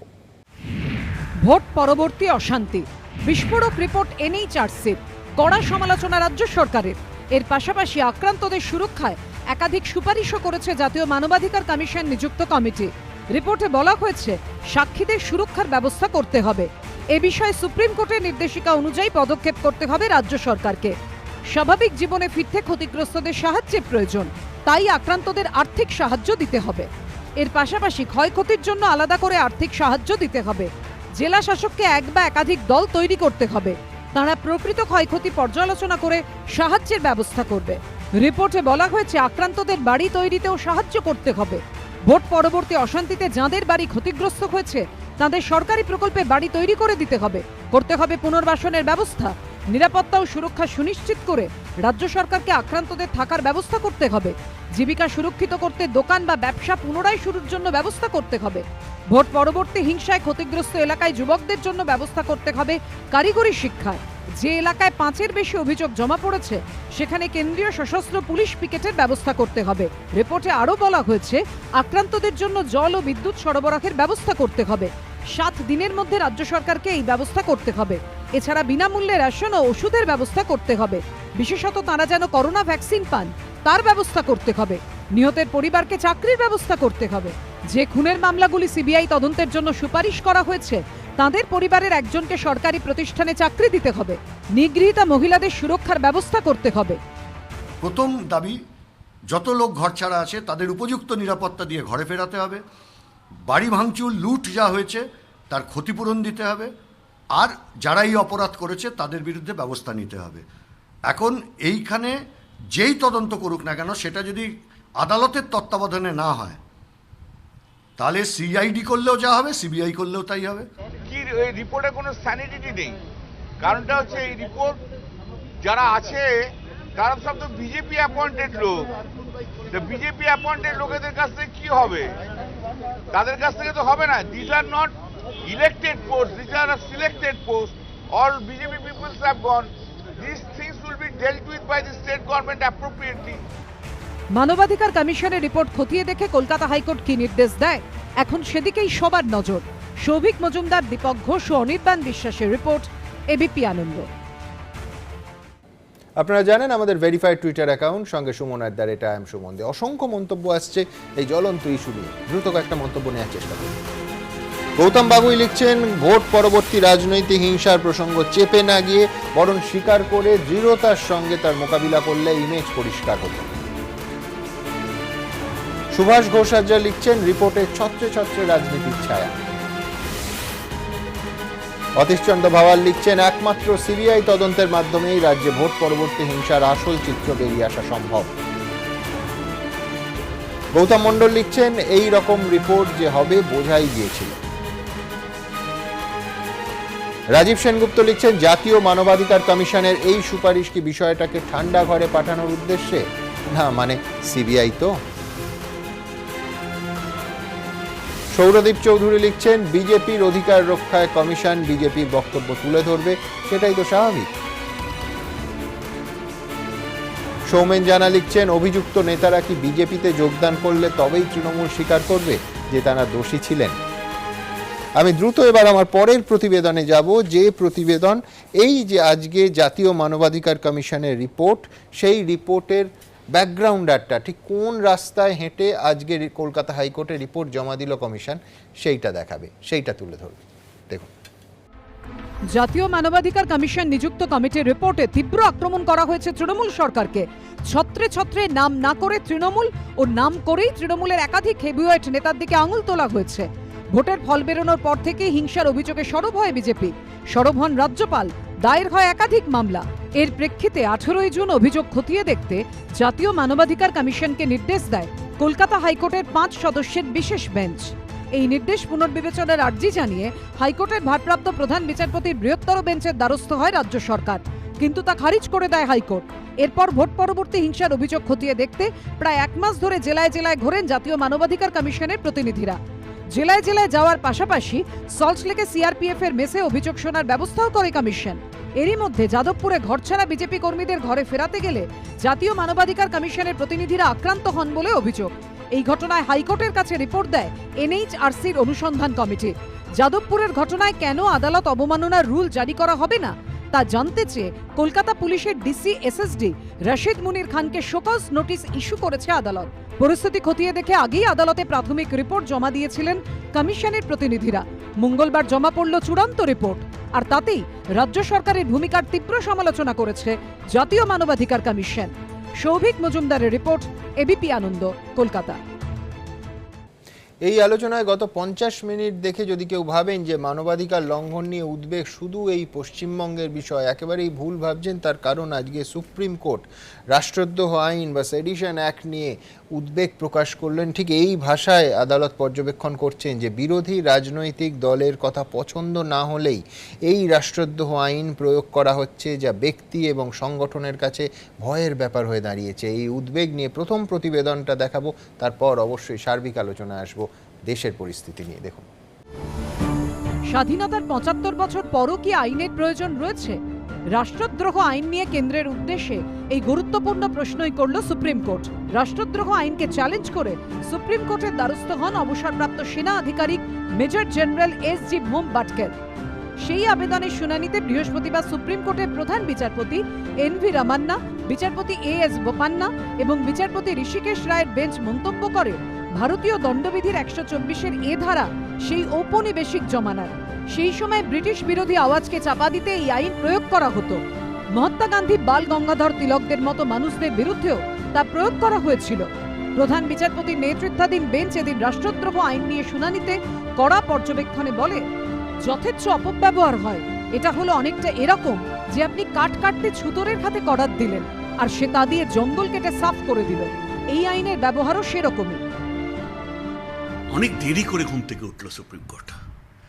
কেন এই যে জিনিসগুলো, কয়েকটা জিনিস আছে, কয়েকটা সেকশনস আছে যেটা ইউজ হয় ফর দ্য পারপাস অফ মিসইউজিং ইট।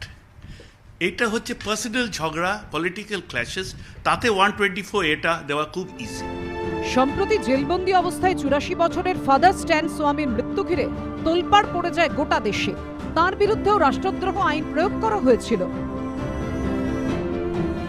উত্তরপ্রদেশের চিকিৎসক কফিল খান থেকে কেরলের সাংবাদিক সিদ্দিক কাপ্পানের বিরুদ্ধে এই আইনের প্রয়োগ নিয়েও বিতর্ক হয়েছে বিস্তর।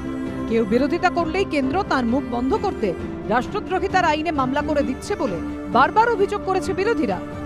এই আইনটাকে যেভাবে গণতন্ত্রের কণ্ঠরোধের জন্য এই ধরনের আইনগুলিকে ভারতীয় জনতা পার্টি ব্যবহার করছে, সেই কারণেই এই আইনের প্রাসঙ্গিকতা নিয়ে প্রশ্ন তোলার একটা অবকাশ এসেছে। কারাগারে পরিণত করা হচ্ছে দেশটাকে, বিনা বিচারে আটক করা হচ্ছে, জেলের মধ্যে পচিয়ে মারা হচ্ছে, ন্যূনতম নাগরিক অধিকার, মানবিক অধিকার সেগুলোকে খারিজ করে দেওয়া হচ্ছে, এবং এই সবটা করা হচ্ছে সরকারের পছন্দ হচ্ছে না, অতএব সরকারের বিরোধিতা করলেই যেন সে দেশের বিরোধিতা করল। স্বাভাবিক কারণেই সুপ্রিম কোর্টের আজকের পর্যবেক্ষণ খুব যথার্থ। এটা তো কোনো বিজেপি সরকারের পাপ নয়, এটা বিজেপির তৈরি করাও আইন নয়। যা আইন তৈরি হয়েছে সেই আইনটি বলবৎ আছে, এটা নিয়ে চিন্তা ভাবনা হবে। কেন্দ্রের তরফে অ্যাটর্নি জেনারেল কে বেণুগোপাল অবশ্য এদিন রাষ্ট্রদ্রোহিতা আইন রাখার পক্ষে সওয়াল করে বলেন, কিছু গাইডলাইন সহ রাষ্ট্রদ্রোহিতা আইন থাকা উচিত। গত মে মাসে দুটি তেলেগু সংবাদ চ্যানেলের বিরুদ্ধে রাষ্ট্রদ্রোহিতার অভিযোগ এনে মামলা দায়ের করেছিল অন্ধ্রপ্রদেশ সরকার। সেই পদক্ষেপের ওপর স্থগিতাদেশ দিয়ে সুপ্রিম কোর্টের বিচারপতি ডি.ওয়াই চন্দ্রচূড়ের নেতৃত্বাধীন বেঞ্চ বলেছিল, অন্ধ্রপ্রদেশ সরকার যেভাবে এই দুই চ্যানেলের বিরুদ্ধে রাষ্ট্রদ্রোহিতার মামলা দায়ের করেছে তা চ্যানেলগুলোকে ভয় পাওয়াতে করা হয়েছে। তাই সময় এসেছে যখন রাষ্ট্রদ্রোহিতার পরিধি নির্ধারণ করতে হবে আমাদের। এর আগে গত বছর এক অনুষ্ঠানে বিচারপতি ডি.ওয়াই চন্দ্রচূড় বলেছিলেন, বিরোধিতা হলো গণতন্ত্রের রক্ষা কবচ। বাক স্বাধীনতাকে রক্ষা করাই রাষ্ট্রযন্ত্রের কাজ হওয়া উচিত। ভীতি ছড়িয়ে বাক স্বাধীনতার অধিকার হরণের চেষ্টা করা হলে রাষ্ট্রযন্ত্রের উচিত সেই চেষ্টার বিরোধিতা করা। এবার ইংরেজ আমলে রাষ্ট্রদ্রোহিতা আইনের এখনো কি প্রয়োজন, সেই প্রশ্ন তুলল সুপ্রিম কোর্ট। আশাপুর হোসেন, দীপক ঘোষ, প্রকাশ সিনহার রিপোর্ট, এবিপি আনন্দ। আমি একেবারে অবজারভেশন দিয়ে শুরু করব। It is a colonial law. It was meant to suppress the freedom movement, and the same law was used by the British against Mahatma Gandhi and Bal Gangadhar Tilak. Is this law still required after 75 years of independence? একেবারে এই ভাষায় এই bench, যে bench lead করছেন supreme কোর্টের chief justice NV Ramanna, তিনি একেবারে এই ভাষায় প্রশ্ন তুলছেন। রঞ্জিত দা, আমি বলছি, এবং প্রশ্ন যখন তুলছেন সেই প্রশ্নের প্রেক্ষিতটা আমরা যদি দেখি, বেশি না 6 মাস 1 বছর যে টাইম ফ্রেমেই ধরি না কেন, কেন এত কড়া ভাষায় তিনি প্রশ্ন তুলছেন, আইনটা কেন থাকবে স্বাধীনতার 75 বছর পরেও, তা একেবারে পরিষ্কার হয়ে যায়। দেখুন, আপনি একদমই ঠিক প্রশ্ন সুপ্রিম কোর্টের বিচারপতি তুলেছেন, কিন্তু আমরা তো ঘরপোড়া গরু, না চালে বিশ্বাস নেই। এবং কারণ হচ্ছে এই প্রশ্নগুলো সুপ্রিম কোর্টে আগেও উঠেছিল, এবং কিন্তু সুপ্রিম কোর্ট তখনও এটাকে সাংবিধানিক বলে রায় দিয়েছিল। শুধু তাই নয়, এই যে এই সিডিশনের এই রাষ্ট্রদ্রোহের এই ধারাগুলো ইউএপি এর মধ্যে একেবারে পুরোটাই ঢোকানো রয়েছে। কাজে শুধু সিডিশন বাতিল করলে হবে না, তাকে আমাদের সঙ্গে সঙ্গে ইউএপিএকেও বাতিল করতে হবে। আর সবথেকে মারাত্মক যে প্রশ্নটা আজকেও উঠেছে, যে বলা হচ্ছে আইনগুলো মিসইউজ করা, এই আইনগুলোর ইউজটাই হচ্ছে মিসইউজ। এগুলো কোনো মিসইউজ হয় না। আপনি দেখুন, জ্যোতিবাবু এখানে টাডা ব্যবহার করেছিল, বুদ্ধদেব ভট্টাচার্য ইউএপিএ ব্যবহার করেছে, মমতা বন্দ্যোপাধ্যায় ইউএপিএ ব্যবহার করেছে, সিডিশন ব্যবহার করছে, প্রত্যেকে যে যখন যে রাজ্যে ক্ষমতায় আছে। কেরালে এখন বিজয়ন ইউএপিএ ব্যবহার করছে। কাজে এটা মিসইউজ নয়, এটা ইউজ। চমৎকার একটা প্রশ্ন তুলেছেন যে ইউজটাই হচ্ছে মিসইউজ। আমি জয়ন্তর কাছে যাব। জয়ন্ত, যে গ্রেট ব্রিটেন থেকে, যে ব্রিটিশ সংবিধান থেকে আমরা এই আইনটার ধারণাটা পেয়েছি, সেই ব্রিটেনে এটা 10 বছরেরও 1 দশকেরও বেশি সময় আগে তারা তুলে দিয়েছে। আমরা সেটাকে শুধু আঁকড়ে বসে নেই না, তার ব্যবহার করছি এবং অপব্যবহার করছি। দেখো, আমরা বিভিন্ন মানবাধিকার সংক্রান্ত সেমিনারে বহু বছর ধরে বলে আসছি যে 1860 সালে সেই সময় এই আইনটি ব্যবহার করত ব্রিটিশরা ভারতীয়দের, যারা বিপ্লব করছেন, বিদ্রোহ করছেন, তাদের কণ্ঠস্বর দাবিয়ে দেওয়ার জন্য। 1860 সালের এই আইনের এত বছর বাদে প্রয়োজনীয়তা নেই সবাই বলছেন, কিন্তু আজ অবধি কোন সরকার এই আইনটিকে তুলে দেবার কথা ভাবেননি। খুব ইন্টারেস্টিং, কোন রাজ্য সরকারও দাবি তোলে না যে এই আইন তুলে দেওয়া হোক। অর্থাৎ যে যার মতো সুবিধে মতো এই ব্যবহার। ঠিক তাই, যে যার মতো প্রয়োজন, বিপুল এবং বহুল ব্যবহার আমরা তো দেখছি। যে যার মতো প্রয়োজন সে তার মতো ব্যবহার করে বিরোধী স্বরকে চাপিয়ে তোলার জন্য। উনি একটা কথা বললেন রঞ্জিত দা, ইউএপিএ, আরো একটা আইন আছে আর্মড ফোর্সেস স্পেশাল পাওয়ার অ্যাক্ট, যেটা নিয়ে বিভিন্ন সময় বিভিন্ন আন্দোলন হয়েছে যে এই ধরনের আইনগুলি একেবারে অত্যাচার করার জন্য এবং বিরোধী স্বরকে দাবিয়ে দেওয়ার জন্য এই আইনের প্রয়োজন।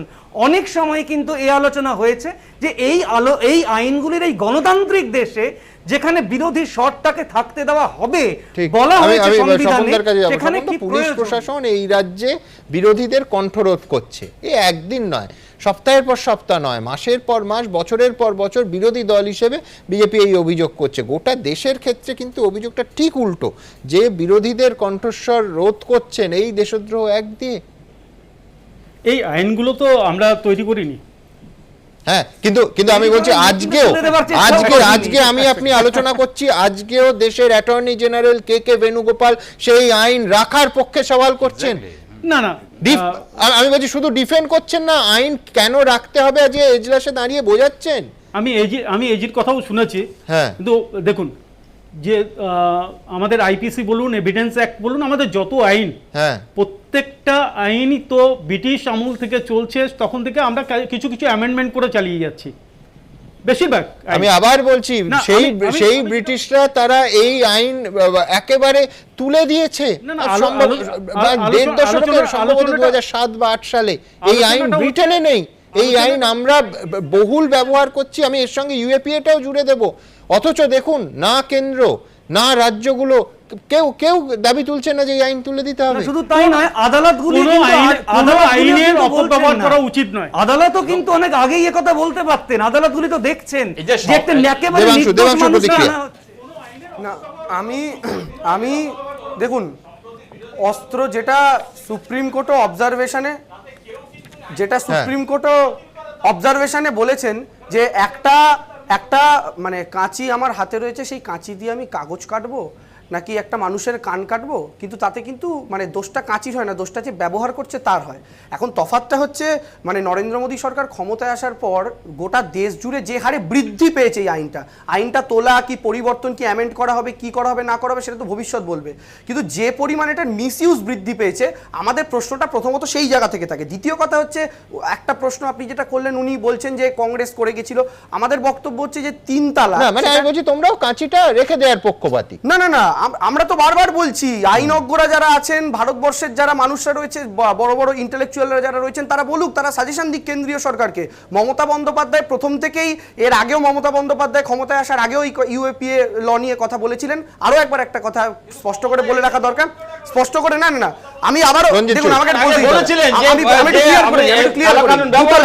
একটু ক্লিয়ার করি। প্রথম কথা হচ্ছে মমতা বন্দ্যোপাধ্যায় ক্ষমতায় আসার পর থেকে আইনটা ছিল কেন্দ্রীয় সরকারের দায়িত্ব ছিল, কিন্তু মমতা বন্দ্যোপাধ্যায় এটার যথেচ্ছ ব্যবহার কেন্দ্রীয় সরকারের মতো করেননি। যে জায়গায় প্রয়োজন, যে জায়গাতে আইনের প্রয়োজন, যে জায়গাতে সত্যি এরকম ঘটনা যে কারণে লটা ছিল সেটা প্রথম। এইখানেই তো বিতর্কটা যে কোনটাকে শাসক কোনটাকে রাষ্ট্র তার রক্তচক্ষু দিয়ে সত্যি বুঝছে, সত্যি দেখছে। আমি বলছি এইখানেই তো বিতর্কটা, যে আমার হাতে একটা কুঠার আছে, সেই কুঠারটা আমি আমার ইচ্ছে মতো মানবাধিকারের বৃক্ষের গোড়াতেও মারতে পারি, এইটা থাকবে কিনা এটা নিয়ে প্রশ্ন। বিশ্বনাথ চক্রবর্তী।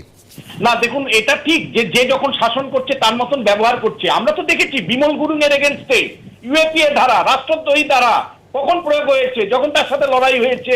আবার সেই সময় যখন তার সাথে আমার বন্ধুত্ব হলো তখন ইউএপিএ ধারা তুলে দিলাম তার মামলাগুলো থেকে। তারপরে পুলিশ প্রোটেকশনে সে কলকাতা শহরে হোটেলে বসে সাংবাদিক সম্মেলন করতে পারে একেবারে। ফলে আমরা পশ্চিমবাংলাতেও দেখেছি, আমরা জাতীয়তাবাদী হিন্দু জাতীয়তাবাদী দল বিজেপি তার ক্ষেত্রেও আমরা দেখলাম তারা তো রাষ্ট্রবাদী পার্টি, রাষ্ট্রীয় আইনগুলো থাকুক সেগুলো প্রয়োগ করবে। মানে আইডিওলজিক্যালি বিজেপি বিশ্বাস করে যে এই ধরনের আইনগুলো রাখতে হবে, কারণ ন্যাশনাল পলিটিক্সের জন্য। এটা আবার প্রমাণ হলো যে বিশ্বনাথ দা যাই হোক না কেন বিজেপির বিরুদ্ধে বলবে না, হয়তো হতে পারে নরেন্দ্র মোদী বা ওদের ভয় আছে। আমি বলছি যে গত শতকে 2010 থেকে 2020 মধ্যে 405 জন কিভাবে মিসইউজ হয়েছে, 405 জনের বিরুদ্ধে রাষ্ট্রদ্রোহ মামলা হয়েছে। সেই 405 জনের হচ্ছে তারা নয় ব্যক্তিগত আক্রমণ করেছে, না হলে সরকারের সমালোচনা করেছে, এবং তার 96% 2014 পরে। এবং খুব দুর্ভাগ্যজনক 2017-তে চ্যাম্পিয়ন্স ট্রফিতে ভারত হেরে গিয়েছিল, এবং সেই হারার পরে ভারতবর্ষের হারে মানে উচ্ছ্বাস প্রকাশ করার জন্য তার বিরুদ্ধেও রাষ্ট্রদ্রোহিতার আইন আনা হয়েছে। আমার কথা হচ্ছে যে রাষ্ট্রদ্রোহিতার আইনটাকে একেবারে খোলামেলা ব্যবহার হচ্ছে। আজকে স্ট্যান্ড সামিট আমি বলছি খোলামেলা ব্যবহার হচ্ছে, কিন্তু আমি বলছি আপনি বলুন জোর গলায় যে এটা তুলে দেওয়া উচিত। অবশ্যই তুলে দেওয়া উচিত। আমি যে জোর গলায় বলছি যে এই ধরনের নিয়ম দেওয়া উচিত নয়। আমি আবারও বলছি যে অনেক সময় না যুক্তি যখন না থাকে আপনি দেখবেন ব্যক্তিগত আক্রমণ করে। আমি যে প্রশ্নটা তুলছি সেটা হলো বিজেপি একটা ন্যাশনালিস্ট পলিটিক্যাল পার্টি, আইডিওলজিক্যালি বিশ্বাস করে যে জাতীয়তা বিরোধী মানে এই ধরনের আইন থাকুক, এই ধরনের আইন থাকুক। লিবারাল পলিটিক্যাল পার্টি সুমনবাবু এটাও জোর গলায় বলুন যে ভারত কোনো ট্রফি হারলে টারলে এখানে জোরদার বাজি পোড়ানো উৎসব সবকিছু হবে এবং তাকে মিষ্টি খাওয়াতেই হবে, তাকে মিষ্টি খাওয়াতে হবে। ওটা আপনারা করুন, ওটা ভোট ব্যাংকের জন্য আপনারা করতে পারবেন না, ওটা ভোট ব্যাংকের জন্য আপনারা আসুন, এগুলো ভোট ব্যাংকের জন্য আমার পরবর্তী বিষয়ে চলে যাব। সেই বিষয় অবশ্যই ভোট কবে হবে, সেই ভোট উপনির্বাচন এবং অবশ্যই সেই ভোট পুরো ভোটও। আমি প্রথমেই যে প্রতিবেদনটা দেখাবো যে আজকে 7 বিধানসভা কেন্দ্রে দ্রুত ভোট চাই, সেই জন্য তৃণমূল কংগ্রেসের প্রতিনিধি দল নির্বাচন কমিশন, জাতীয় নির্বাচন কমিশনের দ্বারস্থ হলেন। দেখুন, বিধানসভার উপনির্বাচন আগে নাকি পুরো ভোট, এই নিয়ে তৃণমূল বিজেপির কার্যত টাগ অফ ওয়ার চলছে। এর মধ্যে এবার রাজ্যের 7 বিধানসভা কেন্দ্রে অবিলম্বে ভোট করানোর দাবিতে জাতীয় নির্বাচন কমিশনের দ্বারস্থ হল তৃণমূল কংগ্রেস। সুদীপ বন্দ্যোপাধ্যায়ের নেতৃত্বে জাতীয় নির্বাচন কমিশনের ফুল বেঞ্চের সঙ্গে দেখা করলেন তৃণমূলের 6 সাংসদ। নির্বাচন কমিশনের কাছে 3 পাতার স্মারকলিপি জমা দিয়ে রাজ্যে করোনা পরিস্থিতি এখন নিয়ন্ত্রণে রয়েছে বলে পরিসংখ্যানও তুলে ধরেন তৃণমূলের প্রতিনিধিরা। এপ্রিল মাসে যেখানে পশ্চিমবাংলায় কোভিডের শতকরা রেট ছিল 33%, সেটা বর্তমানে এসে দাঁড়িয়েছে বিলো 2%। যথাযথভাবে ব্যাখ্যা করে এটাই বোঝাবার চেষ্টা করেছি যে রাজ্যের মানুষ তাদের এটা প্রত্যাশা যে নির্বাচন 6 মাসের মধ্যেই সম্পন্ন হোক। রাজ্যে যে কেন্দ্রগুলিতে উপনির্বাচন হওয়ার কথা তার মধ্যে রয়েছে ভবানীপুর, উত্তর 24 পরগনার খড়দা, দক্ষিণ 24 পরগনার গোসাবা, কোচবিহারের দিনহাটা ও নদিয়ার শান্তিপুর কেন্দ্র। এছাড়া ভোট হওয়া বাকি আছে মুর্শিদাবাদের শামশেরগঞ্জ ও জঙ্গিপুর বিধানসভা কেন্দ্রে। বিধানসভা নির্বাচনে নন্দীগ্রাম কেন্দ্র থেকে পরাজিত হন মমতা বন্দ্যোপাধ্যায়। এই ফলাফলকে চ্যালেঞ্জ করে আদালতে গেছেন তিনি। তার ভবানীপুর থেকে ভোটে লড়ার কথা। এই প্রেক্ষাপটে এদিন ভবানীপুরের করোনা পরিস্থিতি নিয়ে মুখ খুলেছেন খোদ মুখ্যমন্ত্রী।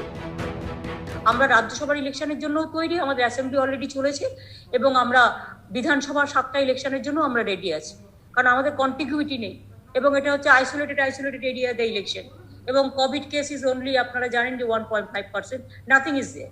ভবানীপুরের একটা রিপোর্ট কালকে আমি কলকাতা কর্পোরেশন থেকে দেখছিলাম, মানে আমি ওয়ার্ড ওয়াইজে কোথাও তো 0 আছে, এরকমও আছে। বিজেপি কোনো উপনির্বাচন দ্রুত কিংবা বিলম্বিত এর কোনো পক্ষে নয়। আমরা চাই নির্বাচন হোক, নির্বাচন যথাসময়ে হোক, কিন্তু একটা নির্বাচন না করে পরিস্থিতিকে সম্পূর্ণ ঘোলাটে করে দিয়ে ফাঁকা মাঠে গোল করবার যে তৃণমূল কংগ্রেসের প্রয়াস, এর বিরুদ্ধে আমরা পশ্চিমবঙ্গবাসীকে সচেতন করব। সময় মতন নির্বাচন হোক, এটাই আমরা সবসময় চেয়ে এসেছি। যে পশ্চিমবাংলার সময় মতন নির্বাচন যাতে না হয় তার মতো বন্দোবস্ত তো আপনি করছেন। এত অবস্থা খারাপ যে স্কুল কলেজ চালু করা যাচ্ছে না, তাহলে এই খারাপ অবস্থা যখন লোকাল ট্রেন চালানো যাচ্ছে না, তখন নির্বাচনের দাবি করাটা কি বরঞ্চ প্রতিপক্ষের হাতেই অস্ত্র তুলে দেওয়া হচ্ছে না? শেষ অবধি কি 6 মাসের মধ্যেই বিধানসভা উপনির্বাচন হবে? বকেয়া পুরভোটই বা কবে হবে? এই সব প্রশ্নের কোনো উত্তর এখনো নেই। বিজেন্দ্র সিংহ, রুমা পাল ও অনির্বাণ বিশ্বাসের রিপোর্ট, এবিপি আনন্দ। আমি সরাসরি দেবাংশুর কাছ থেকে জানতে চাইবো, সেটা হচ্ছে উপনির্বাচন এবং পুরভোট এই দুটোকে আলাদা করে দেখা হচ্ছে কেন? আমি বলছি উপনির্বাচন তো অবশ্যই হওয়া জরুরি, কোভিড নিয়ন্ত্রণে রেখেই হওয়া জরুরি, বিধিনিষেধ যথেষ্ট বিধিনিষেধ লাগু করে হওয়া জরুরি, কিন্তু অবশ্যই পুরভোটও তো হওয়া জরুরি। অবশ্যই পুরো ভোট হওয়া জরুরি, কিন্তু সুমন এটা মাথায় রাখতে হবে 7টা উপনির্বাচন, যে পরিমাণ জায়গা, যে পরিমাণ মানুষের ইনভলভমেন্ট, আর একটা গোটা রাজ্য জুড়ে পুরো ভোট পুরো নির্বাচন যদি করতে হয়, সেটা যে পরিমাণ মানুষের ইনভলভমেন্ট হয়, দুটোর মধ্যে আকাশ পাতাল পার্থক্য। তাহলে তো দেবাংশু অবশ্যই প্রশ্ন উঠবে, সেটা হচ্ছে যে অত্যন্ত জরুরি উপনির্বাচন, কোনো সন্দেহ নেই, কিন্তু পাশাপাশি পুরসভার ভোট 125টার মধ্যে 112টা পেন্ডিং। এটা কোভিড পরবর্তীর হিসেব আমি দিচ্ছি না, হাওড়া কর্পোরেশন সহ 17টা পুরসভা সেই নির্বাচন নির্ধারিত ছিল 2018। আমি বলছি, আমি তো অন্তত তখনও কোভিডের নাম শুনিনি। 2020 থেকে মেয়াদ শেষ হয়েছে কলকাতা, শিলিগুড়ি, বিধাননগর, আসানসোল, চন্দননগর, 95টা পুরসভায়। কোথায় ছিল কোভিড? হয়নি কেন? এই প্রশ্নটা উঠবে। 2018 সালে যেগুলোর মেয়াদ শেষ হয়ে গেছিল, 2020 সালে পৌরসভা নির্বাচন, যেটা ন্যাচারালি হওয়ার কথা ছিল, তার সাথেই সবকটা হওয়ার কথা, এবং 2020 সালের মার্চ মাসে করোনা প্রবেশ করে। সেই মার্চ মাসে করোনা এই কথা কোথায় ছিল? আমরা তো জানতাম আইন পাস হওয়ার আগে 6 মাসের মধ্যে, ঠিক এই ক্ষেত্রেও জানতাম 6 মাসের মধ্যে পুরো ভোট তৈরি হতো। তো আমি সর্বোচ্চ হিসেবটা দিচ্ছি 6 মাস। সেখানে বিধানসভায় আইন পাস হলো, অনির্দিষ্টকাল করতে হলো কেন? কেন প্রশাসক দীর্ঘদিন অনির্দিষ্টকাল প্রশাসক বসিয়ে চলবে? কোনো কোভিড ছিল না দিগন্তে, অনির্দিষ্টকাল চলবে সরকারের কথা তো সরকার ভাবছে, কথা কোথাও বলেনি। আমাদের বক্তব্য হচ্ছে উপনির্বাচনগুলোতে যে পরিমাণ মানুষের ইনভলভমেন্ট, আর পৌরসভা ভোটে গোটা রাজ্যে করতে গেলে যে ইনভলভমেন্ট, দুটো আলাদা। এটা প্রথম পয়েন্ট। দ্বিতীয় পয়েন্ট হচ্ছে যে 7টা এলাকায়, যে এলাকায় বিধানসভা উপনির্বাচন দরকার, আপনি কাউন্সিলরদের কথা বলছেন, সেই জায়গাতে ধরুন একজন প্রশাসকটাও কন্ট্রোল করছে এই মুহূর্তে, কোভিডে বলুন, মহামারীতে বলুন, ঝড়ে বলুন, যে কারণেই মানুষের তাদের দরকার, একটা প্রশাসক সেখানে রয়েছে। কিন্তু যে জায়গায় 7টা এলাকা দরকারটা হলো কেন দেবাংশু? আমি বলছি, তুমি মারাত্মক কথা বলেছো। 2018 ভোট যদি 2021 হতেই পারে, বা 20 হতেই পারে, 2 বছর হতেই পারে। আমি বলছি এরপরে বিরোধীরা বলবে 2021 কেন ভোট হলো, বিধানসভা ভোটটাও 23 হতে পারতো। না না না না, একদম কি সমস্যা ছিল? 18 কি সমস্যা ছিল, 20 কি সমস্যা ছিল? আমি বলছি, আপনার যে বেসিক প্রশ্নটা, সেই বেসিক প্রশ্নটা আপনি করলেন যে উপনির্বাচন যদি হতে পারে, তাহলে পৌরসভা ভোট কেন? উপনির্বাচন আমি তোমার সঙ্গে একমত। আমি আপনাকেও জিজ্ঞেস করব যে উপনির্বাচন না করে সাংবিধানিক জটিলতা তৈরি করা নির্বাচন কমিশনের কাজ হতে পারে না। কিন্তু পাশাপাশি দেবাংশুকে আমার প্রশ্ন থাকবে যে 18 হলো না কেন? 20 হলো না কেন? আমি ওটাই বলছি, দেখুন 18 থেকে 20 পর্যন্ত কেন নির্বাচন হয়নি বা কি কারণে হয়নি ওই নিয়ে আপনি মনে হয় কমপক্ষে 20টার উপর শো করেছেন, ওটা নিয়ে আমরা আলোচনা করে এসেছি। না তাতে কি হলো? না আমি ওটা বলছি না, আমি সুমন্ত যেটা বলতে চাইছি আমি একটু ক্লিয়ার করতে দিতে হবে। বলো। আমি যেটা বলতে চাইছি ওই সময় শোগুলো হয়েছে, আলোচনা হয়েছে, আজকেও যদি আমরা ওটাই বলি, আমি জাস্ট দুটো ডিফারেন্স আপনাকে বলি। প্রথম কথা হচ্ছে যে পৌরসভাগুলোর ভোট হয়নি সেগুলোতে কোনো প্রশাসক সেই মানুষকে তার সার্ভিস দিতে পারছেন, মানুষ সার্ভিসটা পাচ্ছেন, কিন্তু যে বিধানসভার উপনির্বাচনগুলো বাকি রয়েছে সেখানে ফেব্রুয়ারি মাস থেকে ধরুন শামশেরগঞ্জ আর জঙ্গিপুরে উপনির্বাচন বাকি। গণতান্ত্রিক ব্যবস্থার কথা বারবার বলো, জোর গলায় বলো, ভালো লাগে। এখন কেউ যদি বলেন কোন রাজ্যের মুখ্যমন্ত্রী যে আমি তো সার্ভিসটা দিচ্ছি, তাহলে আমি বিধানসভা ভোটে যাব কেন? আমি এইভাবেই সার্ভিসটা চালিয়ে যাই আরো 3 বছর বা আরো 5 বছর। আমরা তো বরাবর নির্বাচন করানোর পক্ষে, আমরা তো নির্বাচন করানোর বিপক্ষে নই। 2018 থেকে 2020 আমি বলছি এই নির্দিষ্ট বিষয় নিয়ে আলোচনা বহুবার হয়েছে। তারপরে 2020 থেকে কোভিড আসে, যার পরবর্তী পরিস্থিতি আমি আপনি আজকে টেবিলে বসে আলোচনা করছি, এবং একটা ওয়েভ নয় দুটো ওয়েভ আসে, এবং তার মাঝখানে বাংলা বিধানসভা। কিন্তু এত আলোচনা করেও তো ভোটটা হয়নি, 18 থেকে পেন্ডিং। না আমি তো আপনাকে সেই কথাই বলছি যে 2018 যে ভোটগুলো পেন্ডিং ছিল সেটা 2020 হওয়ার কথা ছিল। আপনারা সবাই সেটা দেখেছেন, সে নিয়ে আলোচনা হয়েছে। এবার 2020 পরবর্তী সময় থেকে যে পরিস্থিতি হলো সে কারণে শুধু নির্দিষ্ট কয়েকটা হাতে গোনা নয়, গোটা রাজ্যের পৌরসভা নির্বাচনটাই ডিলে হয়ে গেল। আমরা নির্বাচন করতে কখনো পিছাই না, আমরা জানি ভোটে গেলে আগে অনেক কথা বলা হয়, এই ঝড় আসবে ওই ঝড় আসবে, আর ভোটের পর সবুজ ঝড়ই দেখা যায়। আমরা জানি আমাদের ভোট নিয়ে কোনো ভয় নেই, যাদের ভয় তারা এটা নিয়ে বিভিন্ন রকম তালবাহানা করতে পারেন। আমরা ভোট সবসময় করাতে চাই, যে কোনো নির্বাচন। আমি বলছি ঝড় কোথায় আসবে সে তো মানুষ রায় দেবেন, এবং মানুষ রায় দেনও, কোনো অসুবিধা নেই। কিন্তু আমার বক্তব্য পরিষ্কার, 18 থেকে পেন্ডিং থাকলো কেন? বিশ্বনাথ চক্রবর্তী। না দেখুন, সংবিধানের 243-এর ইউ ধারাতে বলা আছে যে যেমন আমরা বিধানসভা 6 মাসের মধ্যে উপনির্বাচন করতে বাধ্য খালি হলে, তেমনি ভাবে সংবিধানের 243 নম্বর ধারায় বলা আছে যে পঞ্চায়েত বা পুরসভাতেও যদি কোনো পেন্ডিং থাকে তাহলে 6 মাসের মধ্যে নির্বাচন হবে। গত 10 বছরে পুরসভা পঞ্চায়েতের বিভিন্ন ওয়ার্ডের উপনির্বাচন একবারও করেছো সংবিধান অনুসারে? 2 হলো 2018 সাল থেকে যে একের পর এক পুরসভাগুলো নির্বাচন হয়নি সেগুলো সময় মতন করেছো তোমরা? এখন যদি বিরোধীরা প্রশ্ন তোলে যে 18 সালে তার যদি 20 সালে একসাথে হতে পারে, তাহলে আরো কিছু বিধানসভা যদি খালি হয়, আসন খালি হয়, তখন একসাথে হবে 2024 সালে। এই যুক্তি কোনো যুক্তি? আসলে আমি আপনাকে খুব পরিষ্কার করে বলি, সেটা হলো গত 2016 বিধানসভা নির্বাচনের পর প্রথম উপনির্বাচন হয়েছিল নভেম্বর মাসে। আপনি মনে করুন তমলুকে, কোচবিহার লোকসভার সিটে এবং মন্তেশ্বর বিধানসভা কেন্দ্রে নভেম্বর মাসে নির্বাচন হয়েছিল। ইলেকশন কমিশনের দায়িত্ব হলো সময় মতন 6 মাসের মধ্যে নির্বাচন করা।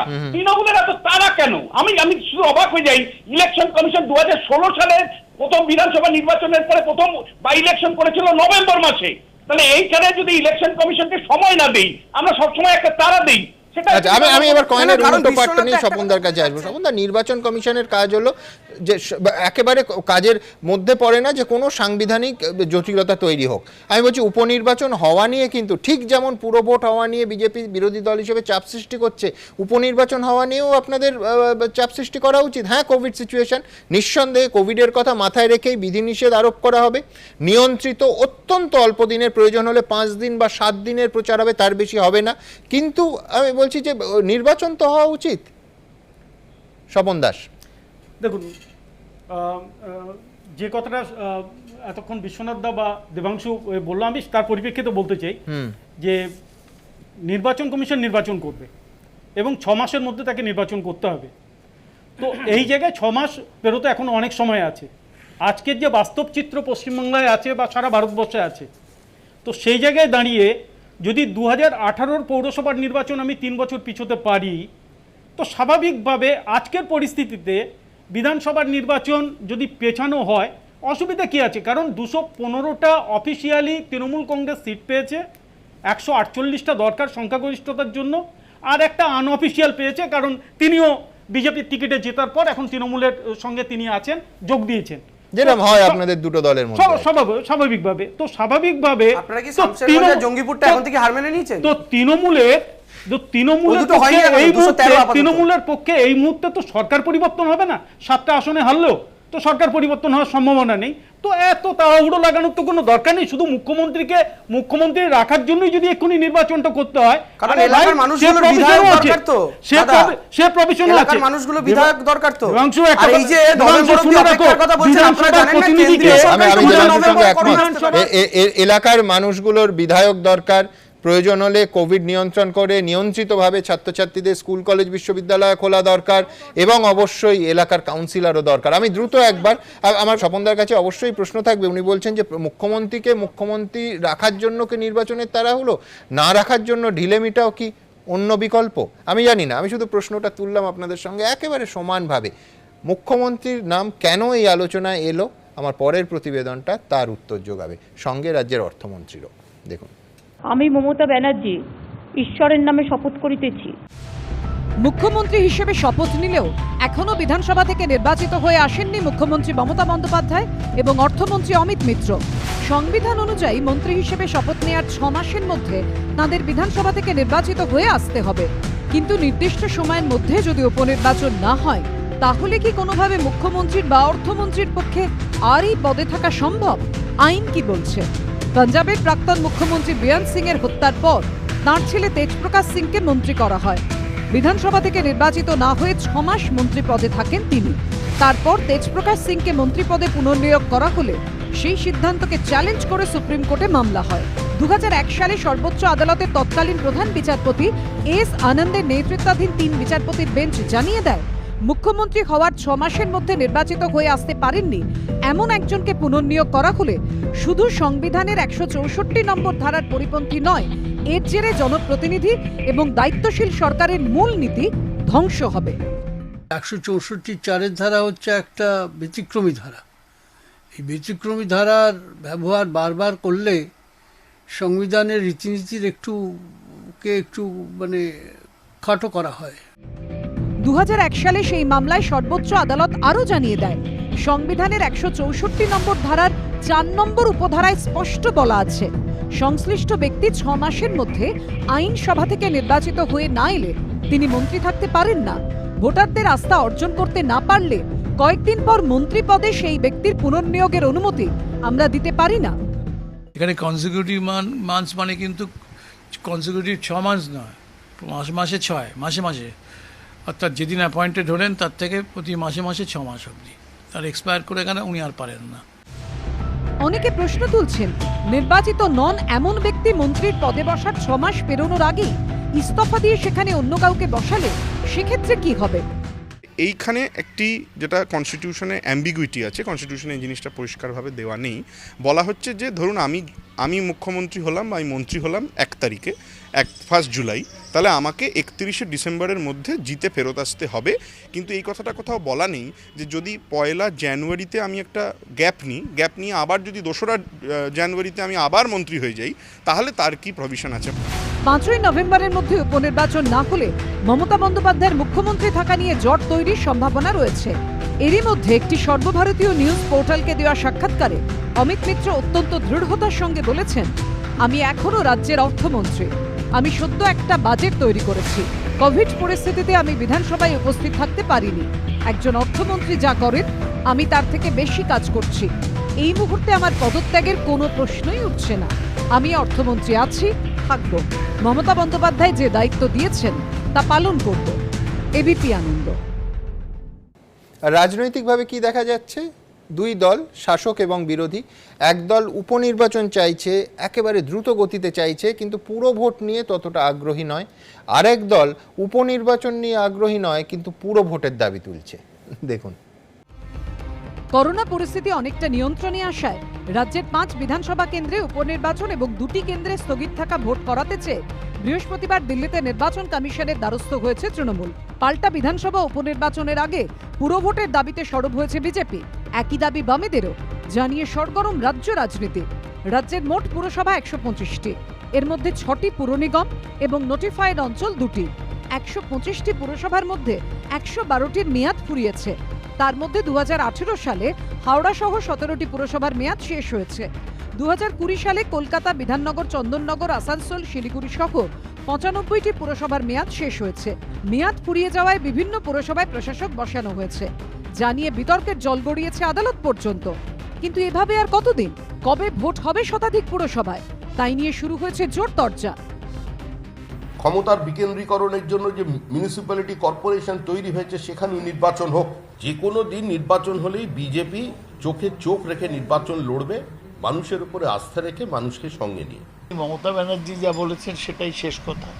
উনি বলেছেন আমি চাই ইলেকশন তাড়াতাড়ি হোক, ইলেকশন হয়ে গেলে আমি তার 1 মাসের মধ্যে পুরো নির্বাচন করে দেব। বিরোধীরা তো নির্বাচন চাইবে না, নির্বাচন হলে 7টাতেই ওরা হারবে। কে চায় নিজের মুখ পোড়াতে সে দেশে? তাই ওরা চাইছে না, তার জন্য নানা রকম পলিটিক্যাল স্ট্র্যাটেজিম করছে। 2018 সালে কতগুলো পৌরসভার ইলেকশন ডিউ হয়েছে? 2019 সালে কতগুলো পৌরসভার ইলেকশন ডিউ হয়েছে? তখন তো কোভিড ছিল না। কেন করেননি নির্বাচন? মানে পরীক্ষা, মানুষের রুটি রুজি, এগুলোর কোনো মূল্য নেই তৃণমূলের কাছে। যে কোনোভাবে হোক নির্বাচনে তো যে অপরাধ করেছিল নির্বাচনের পূর্বে, রাজ্যের মুখ্যমন্ত্রীও করেছিলেন, দেশের প্রধানমন্ত্রীও করেছিলেন, হাজার হাজার লোককে ডেকে সভা করছেন, সেই একই জিনিস হবে। তাহলে পরীক্ষাটা হোক, তাহলে লোকাল ট্রেনটা চলুক। সব কিছুর আগে আমি বলবো স্বাস্থ্য বিশারদদের সঙ্গে আলোচনা করে সিদ্ধান্ত নেওয়া হোক। মানুষের জীবন নিয়ে যেন ছিনিমিনি খেলা না হয়। ভোট আসবে যাবে, ভোট হলেও দেশ থাকবে, ভোট না হলেও দেশ থাকবে, ভোট হলেও তৃণমূল থাকবে, ভোট না হলেও তৃণমূল থাকবে, কিন্তু মানুষের জীবন নিয়ে যেন ছিনিমিনি খেলা না হয়। এই প্রেক্ষাপটে রাজ্য নির্বাচন কমিশন সূত্রে খবর, করোনা পরিস্থিতি আরেকটু স্বাভাবিক হলেই পুরো ভোট নিয়ে চিন্তা ভাবনা করা হবে। পাশাপাশি রাজ্য সরকার কি মতামত দেয় সেদিকেও তাকিয়ে আছে কমিশন। কৃষ্ণেন্দু অধিকারী, উজ্জ্বল মুখোপাধ্যায়ের রিপোর্ট, এবিপি আনন্দ।